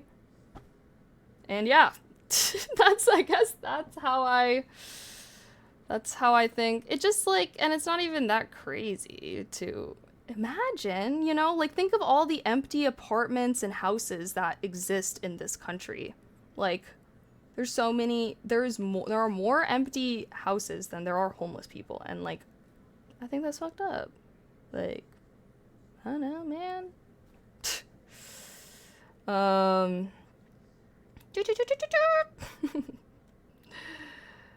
Sold. Wait, I literally just listened to something about that with the Manhattan. Yeah, like they didn't know. They just thought they were asking to live there. They're like, oh, like sure, you guys can go live over there. Imagine the robot just grows smarter and smarter and realizes I don't have to do this shit, and then makes the humans. Robots are not humans. Okay, like the way that AI thinks is not the same way that human brains think. A robot is made up of code. A human is made up of cells. Similar but different.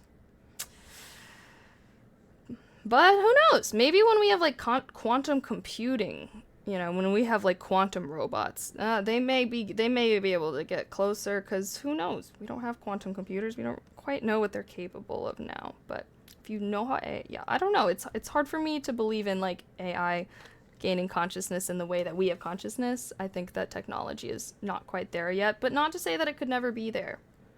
Maybe when we have quantum computing, we can like, as a society, we're like, ayo, bro, like, let's not do AI with this shit. That's the great thing about being an intelligent species, all right? You can just be like, hey, like, let's decide to care about people's lives over money and not do this thing.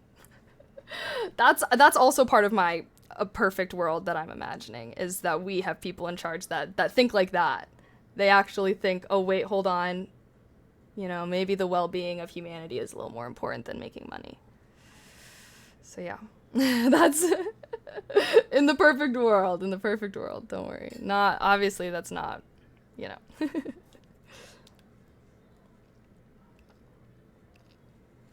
Good to see you again. But then we need more people or AI to maintain / repair this poop scoopers. Okay, hold on. First of all, in a world of robots, if there's like hella robots working, there's for sure gonna be repair robots. Okay, that's for sure going to be a thing. You're for sure gonna be building robots that are going to be repaired by other robots, because obviously it'd be stupid to build a ton of robots, but then they all have to be repaired by humans. Who repairs? Okay, there's gonna be fewer repair robots. So then there's like the repair robots, and then there's like the repair robot boss that repairs the repair robots, and then that one robot can be repaired by a human. You know, like a business. the umbrella hierarchy. Anyways, like, this really just ain't that, you know, this really ain't that unimaginable. Like, I guess I think that this is how I hope that things play. I don't know. I feel like there's gonna be like shit that goes down along the way. It's just like, is this gonna happen during my lifetime? But it's like, that's obviously the scenario that benefits everyone, so Just make robots do the things humans don't want to do and let humans live and enjoy their lives however they want, like, as long as they're not harming other people. That'd be so fun, guys. Imagine life if, like, your primary goal was to enjoy it and not just, like, survive. You can live. Everyone deserves that. Because some people have that, you know? A lot of us are lucky to be born enough that we can experience that. But it makes me sad that there are people that can't. And I think everyone should get to live and not just have to survive. Okay. Should we watch the inflation one, guys? That's kind of connecting to what we're talking about. Okay, let's watch the inflation one. And then... yeah, and then maybe I'll end. Take care of Mochi a little. He's looking okay, though. But let's watch one more video. Inflation is causing... being able to be happy and do things you like instead of slaving for retirement at 80. Yeah, like, imagine that. Okay, let's watch this video. I was wanting to watch this because, let's watch it. Stress. Bad news about prices in the grocery store. Historically high inflation. In 2022, much of the world experienced a period of uncommonly high inflation, with the US, UK, and Eurozone all peaking at around 10%, meaning that prices on average were a full 10% higher than 1 year before. Though that's probably not a surprise to anyone watching this. It's thankfully now closer to the normal range, if still a bit high. But infuriatingly, since this chart just shows a rate of change, that doesn't mean that prices are down, just that they've stopped climbing as fast. And that really sucks. Consumers are stressed, businesses are suffering, and governments are scrambling. But at the same time, if you were to, I don't know, find yourself reading and watching a ton of inflation-related content, you'll also keep hearing this. A little inflation is a good thing. A little inflation is a good thing. A little inflation now would be a good thing. Everybody wants a little inflation. Why? If rising prices hurt seemingly everyone, why can't they just stay the same? Why can't inflation be zero?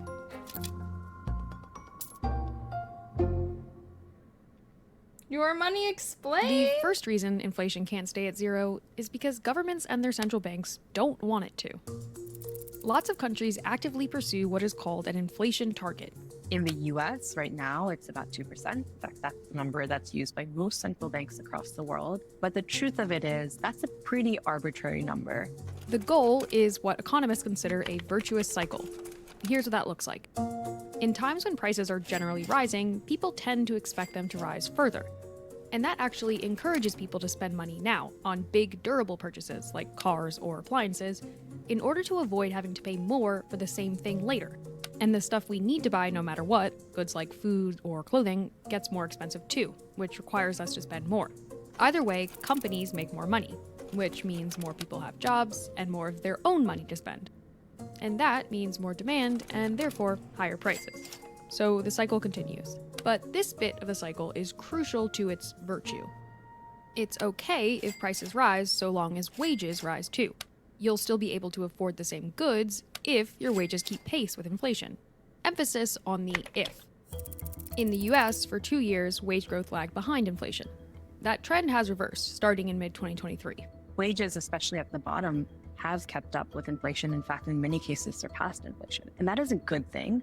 That also, we have to remember, wages in this country are rock bottom and have been for way, way too long, right? So wage growth rising, good. Are wages high enough? No. And a disruption at any point in this loop can lead to the kind of high inflation we've experienced over the past few years, when supply chain interruptions created product shortages, and some companies artificially drove up prices to increase their profits, which, along with some other causes, effectively turned this virtuous cycle into a vicious one. With Digital Credit Union, you'll get a world of financial possibilities, starting with their award-winning primary savings account and a zero-fee checking account that could help you get your paycheck up to 2 days early. Like all credit unions, DCU is a not-for-profit, which says its primary focus is to serve their members, unlike banks, which primarily serve their shareholders. From community give-back initiatives to innovative products and services, their mission adheres to these 3 principles. Wait, is this People an come ad? first, do the right thing, and make a difference. DCU does not influence the editorial process of our videos, but they do help make videos like this possible. Thanks, DCU. The government does have tools to combat rising inflation. They usually shift things here by raising interest rates, which makes all borrowing, including credit cards and bank loans, more expensive. When the cost of borrowing goes up, it becomes more expensive to make investments, to hire people, and that eventually slows the economy down. That's what the US Federal Reserve did in 2022, which did help bring inflation closer to that 2% target, while placing an even higher financial strain on families who may need to borrow just to make ends meet. When the Fed uses interest rates to bring down inflation, what they're doing is tamping down that demand, right? They're telling people, you can't have a job. Like, let's put you out of work so that demand slows, that, price growth slows. The Fed raises interest rates to slow down spending across the economy, partly by signaling to markets that they're taking the problem seriously, which creates an expectation that inflation will fall. But we also have to talk about what happens when prices fall instead of rise. That's called deflation. And falling prices honestly sounds pretty good, but they can also introduce another kind of cycle, a deflationary spiral. When prices fall, consumers may hold off on making big purchases, hoping for even lower prices in the future, and the stuff we need costs less, so we just spend less in general. If people are spending less, companies make less. They start to cut costs. And ultimately, they lay off employees. Unemployed people spend less, and even the people who are employed might choose to save more to stave off financial loss. So prices go down even further as demand goes down. So ultimately, all of that adds up to slower economic growth as a whole. Which is really hard to fix, because governments don't have the same ability to respond to deflation as they do to inflation. Look at this chart again. The last time inflation dipped below 2% in spring of 2020, the US brought interest rates all the way down to 0.05%. And after bottoming out for a bit, that seemed to work. Inflation inched back up. But if inflation hadn't come back up, the government would have had limited options. Their rates were already getting almost out zero. And then things could get dicey. Historically, periods of true deflation are pretty rare, but when they do happen, it seems that fixing them requires a pretty serious shock to the economy. The Great Depression was in part a deflationary spiral, solved only by the outbreak of World War II, when the government supercharged spending and employment. And Japan is finally emerging from decades of chronic deflation, but that's thanks in no small part to the high inflation that most of the world battled over the last few years. You don't want to rely on those kinds of things. If inflation goes below zero, it is hard to fix. The cost of deflation is really high, and that's something that we want to avoid. This is where inflation targets come in. Let's look at this chart again. These lines are pretty shaky because there are a lot of really complicated factors that affect inflation. The macroeconomy is made up of the decisions of millions of people, of millions of businesses, the way those decisions interact. I mean, try thinking about how to map everything out, and it's mind-blowing, right? Inflation will always fluctuate, even if it's just a little. And this is the last big reason why they don't want inflation to be 0%. If inflation sits here, that basic shakiness is constantly at risk of dropping down into the deflation zone, triggering the bad cycle. And the way to prevent that is to have it sit just a little bit higher. So... a little inflation is usually a good thing.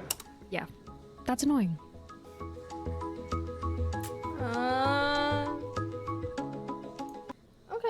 Okay. What do you guys think? Let's see. Oh my gosh, why everything you buy is worse now? Wait, I want to watch that. How to argue. Okay, the recommendations are good on this. They got me for you for real. Okay, let's see. Greedy companies that just want more profit above anything else. Yes, it was shown that companies were like artificially raising prices or keeping prices high. Like there were supply chain issues. Like y'all remember there was like supply chain issues. I think it was like COVID shit or something. Anywho, there were supply chain issues, major breakdowns in the supply chains, but then everything went back to normal and is fine. But then the companies did not lower the prices. Like they just kept them high because they were like, more money. Anywho, that was shown.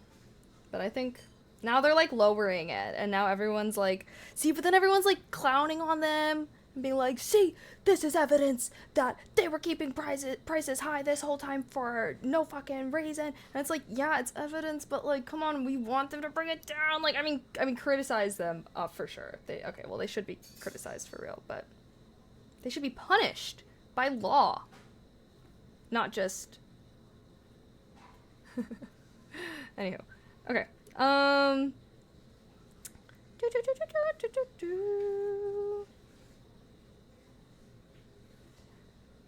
Printing, wait, what?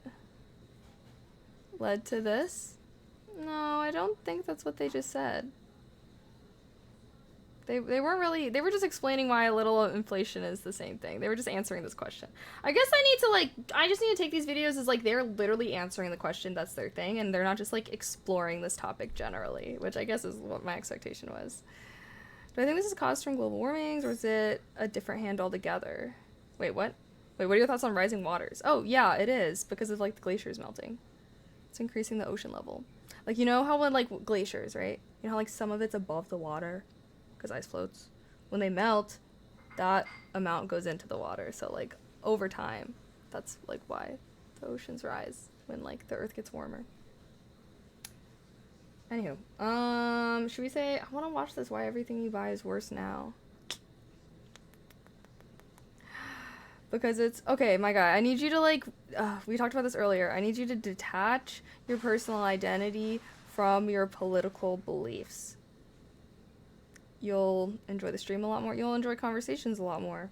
You'll have more dynamic conversations. Just detach yourself and detach other people. And simply talk and simply listen.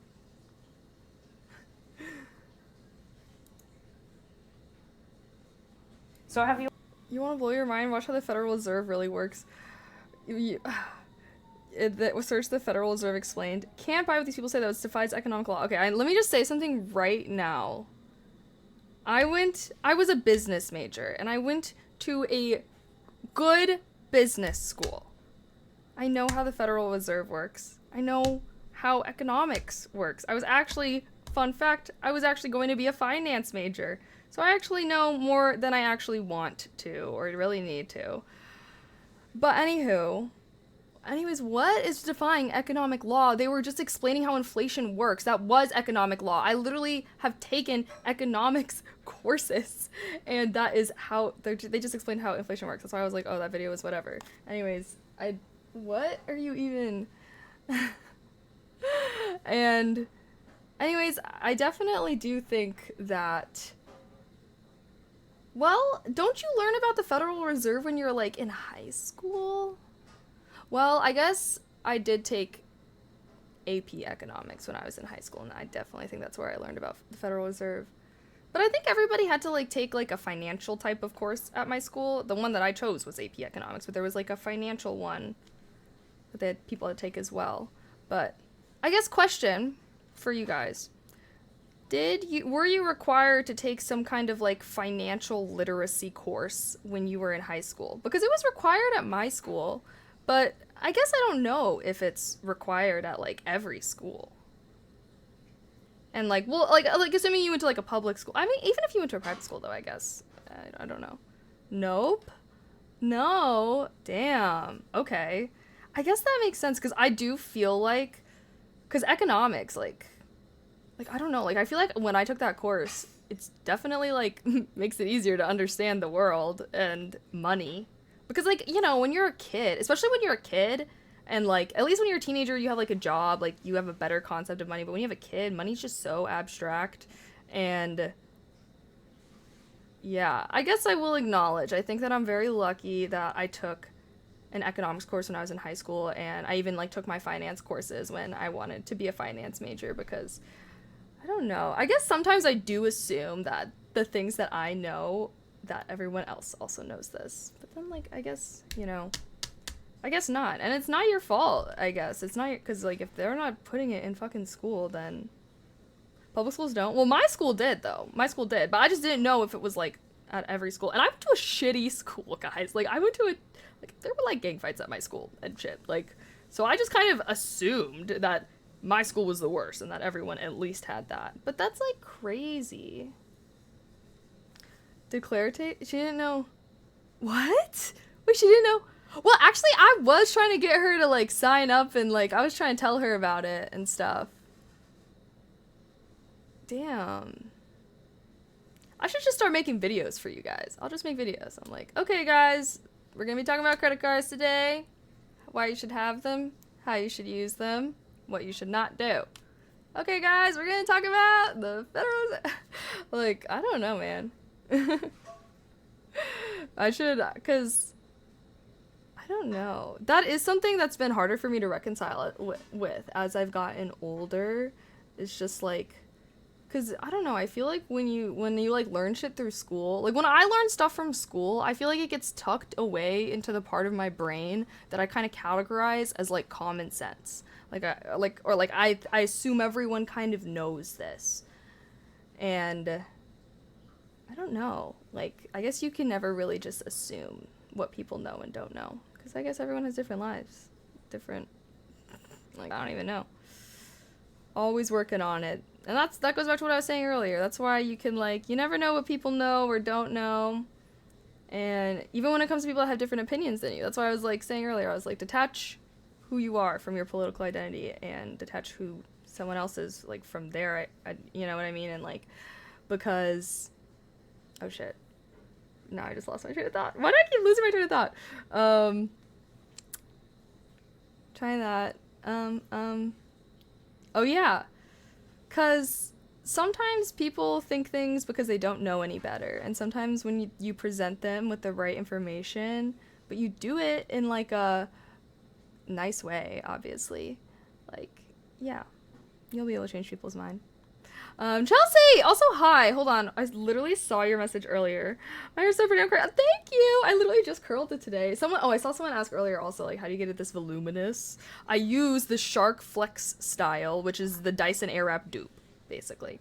Whenever I use a curler, it's just kind of like meh. But when I use the Flex style, because it's like more like a blowout, so it's big. So yeah. I hope you're well as well, Chelsea. OMG. I see. Oh, I hope you've been good. Have I seen Bill Ackman's video on finance? No, I just took finance courses in college. It was terrible though. I literally hated it. The first, like, actual hard finance class that I had to take was all that I needed to be like, yeah, I don't want to major in finance anymore. I was like, this is so boring. I was like, boring, boring, boring. I hated finance. I hate finance. I hate econ. Boring. That's all I have to say. I hate stats. But I loved my major. For anyone curious, information systems. And that was just the business side of technology, which is just like how the internet was created, social media, how that was created and used, like how the internet works and functions and everything. And that stuff is interesting. And obviously, I'm very interested in social media and the internet, because here I am. Anywho, okay, let me shut the F up and watch this. What are we watching? We're watching Why Everything You Buy is Worse Now. And, okay, they're talking about the components. How do you feel about all your devices singing to you? Because, like, I think about this and I'm like, bro, like, why is my dishwasher singing at me? Why is my dryer, my washer, why are they singing at me? I don't know. I have, like, mixed feelings. Like, I kind of don't like it. I'm like, I'd rather there just be a little beep rather than this whole ass fucking orchestra performance right now. Okay, I got it. Thanks. Thank you. I got it. You're done. Now please. I don't, do I applaud? I don't know. Right to repair link. I want to promo it. I'm always talking about the right to repair, guys. Oh my gosh. That's why it's so important. As technology, so you guys hear me, right? I'm pro technology. As you hear me, like, as technology becomes more integrated into our lives, we need the right to be able to repair. It is bogus bullshit that if we have a piece of technology, which, like, think about how crazy this is that this phone even exists. Like, this should be something that is durable. All of our technology should be durable because it is costly to make. It uses, you know, like, materials that are, like, they're not just fucking grass. It's not made of grass and dirt. Anywho, that's why we need the right to repair, and that is very big to my core beliefs of being pro technology. I'm for technology making our life easier. I want a washing machine, I want a dishwasher, but we should have the right to repair, because just because we have something that breaks, we shouldn't have to throw it away and buy a new one. We should just be able to fix it, and then we'll have less waste in the world. I feel like we're really getting into my philosophy of the world tonight, so I'm just I'm on it. That's, if you want to know, I'm fighting. Ugh. I want to like support this right to repair thing though. Okay. Oh. For more, here's some articles. Wait, where's the link that she just freaking was talking about? Bruh. Give me. Here's The Verge. Okay. Whatever.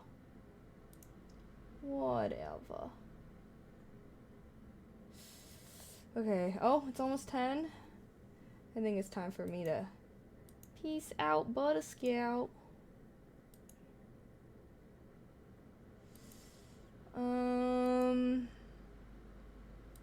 Hydrate. Okay, cheers. The chimes are nice if they weren't so long. Yeah, maybe. Maybe that's true. Alrighty, guys. I need to give Mochi his medicine and stuff, so I'm gonna peace out. But thanks for hanging out with me. I enjoyed the videos. I enjoyed our deep talks and our debates. I hope that you did as well. We haven't really had like a little YouTube night like this in a while. Maybe we should do them more frequently. Now that we've discovered Vox, we've been caught up on Curse Gazette, you know, so like what would we binge? But now we got Vox. Love them. I love them. I just like their journalism. I do think that they do a good job of presenting issues pretty, I don't know, I like the way that they do things. Anywho, thank you guys so much for hanging out with me. I appreciate you.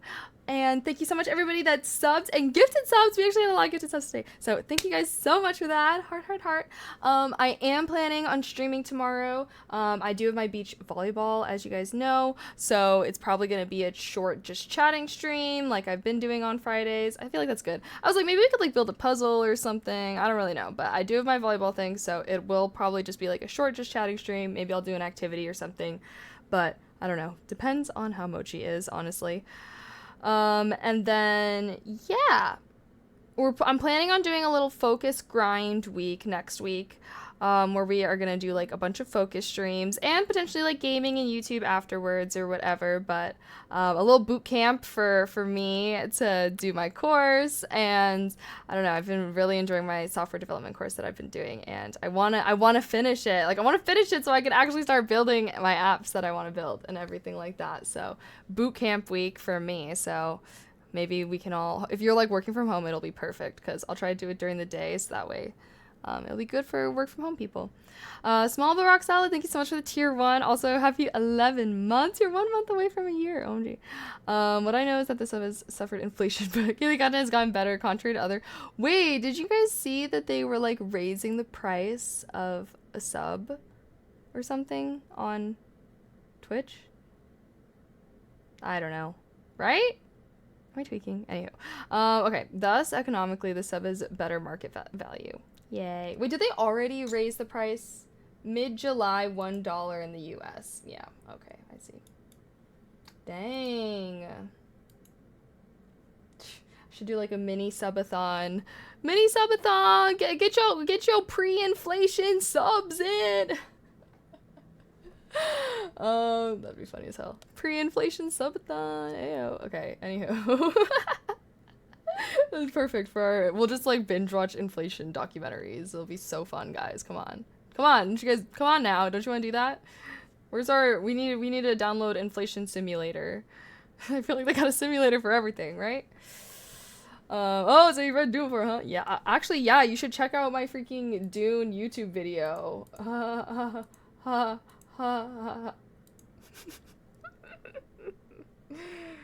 Oh, my Trial Hall is doing good. Yay. TY, everyone that's watched it. Okay. Yeah, that's my Dune video that I literally spent forever on the stupid editing. Okay. All the editing you see in that video, all me, baby. All me. That you see that thumbnail, all me. Anyways, I thought the video was good. I compare the book and the movie, so if you don't plan on reading the book, you should totally watch it. Especially because I'm ending right now. Peace. Okay. Thank you so much. Oh, wait, I already thanked everybody that subbed, gifted subs, gave bits, donated. And of course, shout out my amazing, amazing mods. I am streaming tomorrow. I'll see you then. As much as I was hoping to stream another day this weekend since I didn't stream Monday and Tuesday. However, with Mochi's condition, we're gonna see. Because I've been very worried about him. But, oh my god, he looks... I need to give him his medicine. Okay, gotta go. But also, my React channel is finally up. I've started posting my solo leveling React. That's episode 1. Episode 2 is already up. And episode 3 is gonna be up this weekend on Saturday, hopefully. So just wanted to throw that out there. Okay. Heart, heart, heart. Thanks for hanging out with me, guys. I'll see you tomorrow, okay? Alright. Bye! May I recommend... Oh, I've already read the whole entire Dune series, and I loved it, but it sucks that he died. I'm not reading the son's shit. Okay. Yeah, already read the whole series, loved it. Everyone should read Dune if you haven't, but it might be kind of heavy if you don't read a lot. But it's a great series nonetheless. Loved it. Boom. Alright, I'll make a YouTube video about the series. Okay.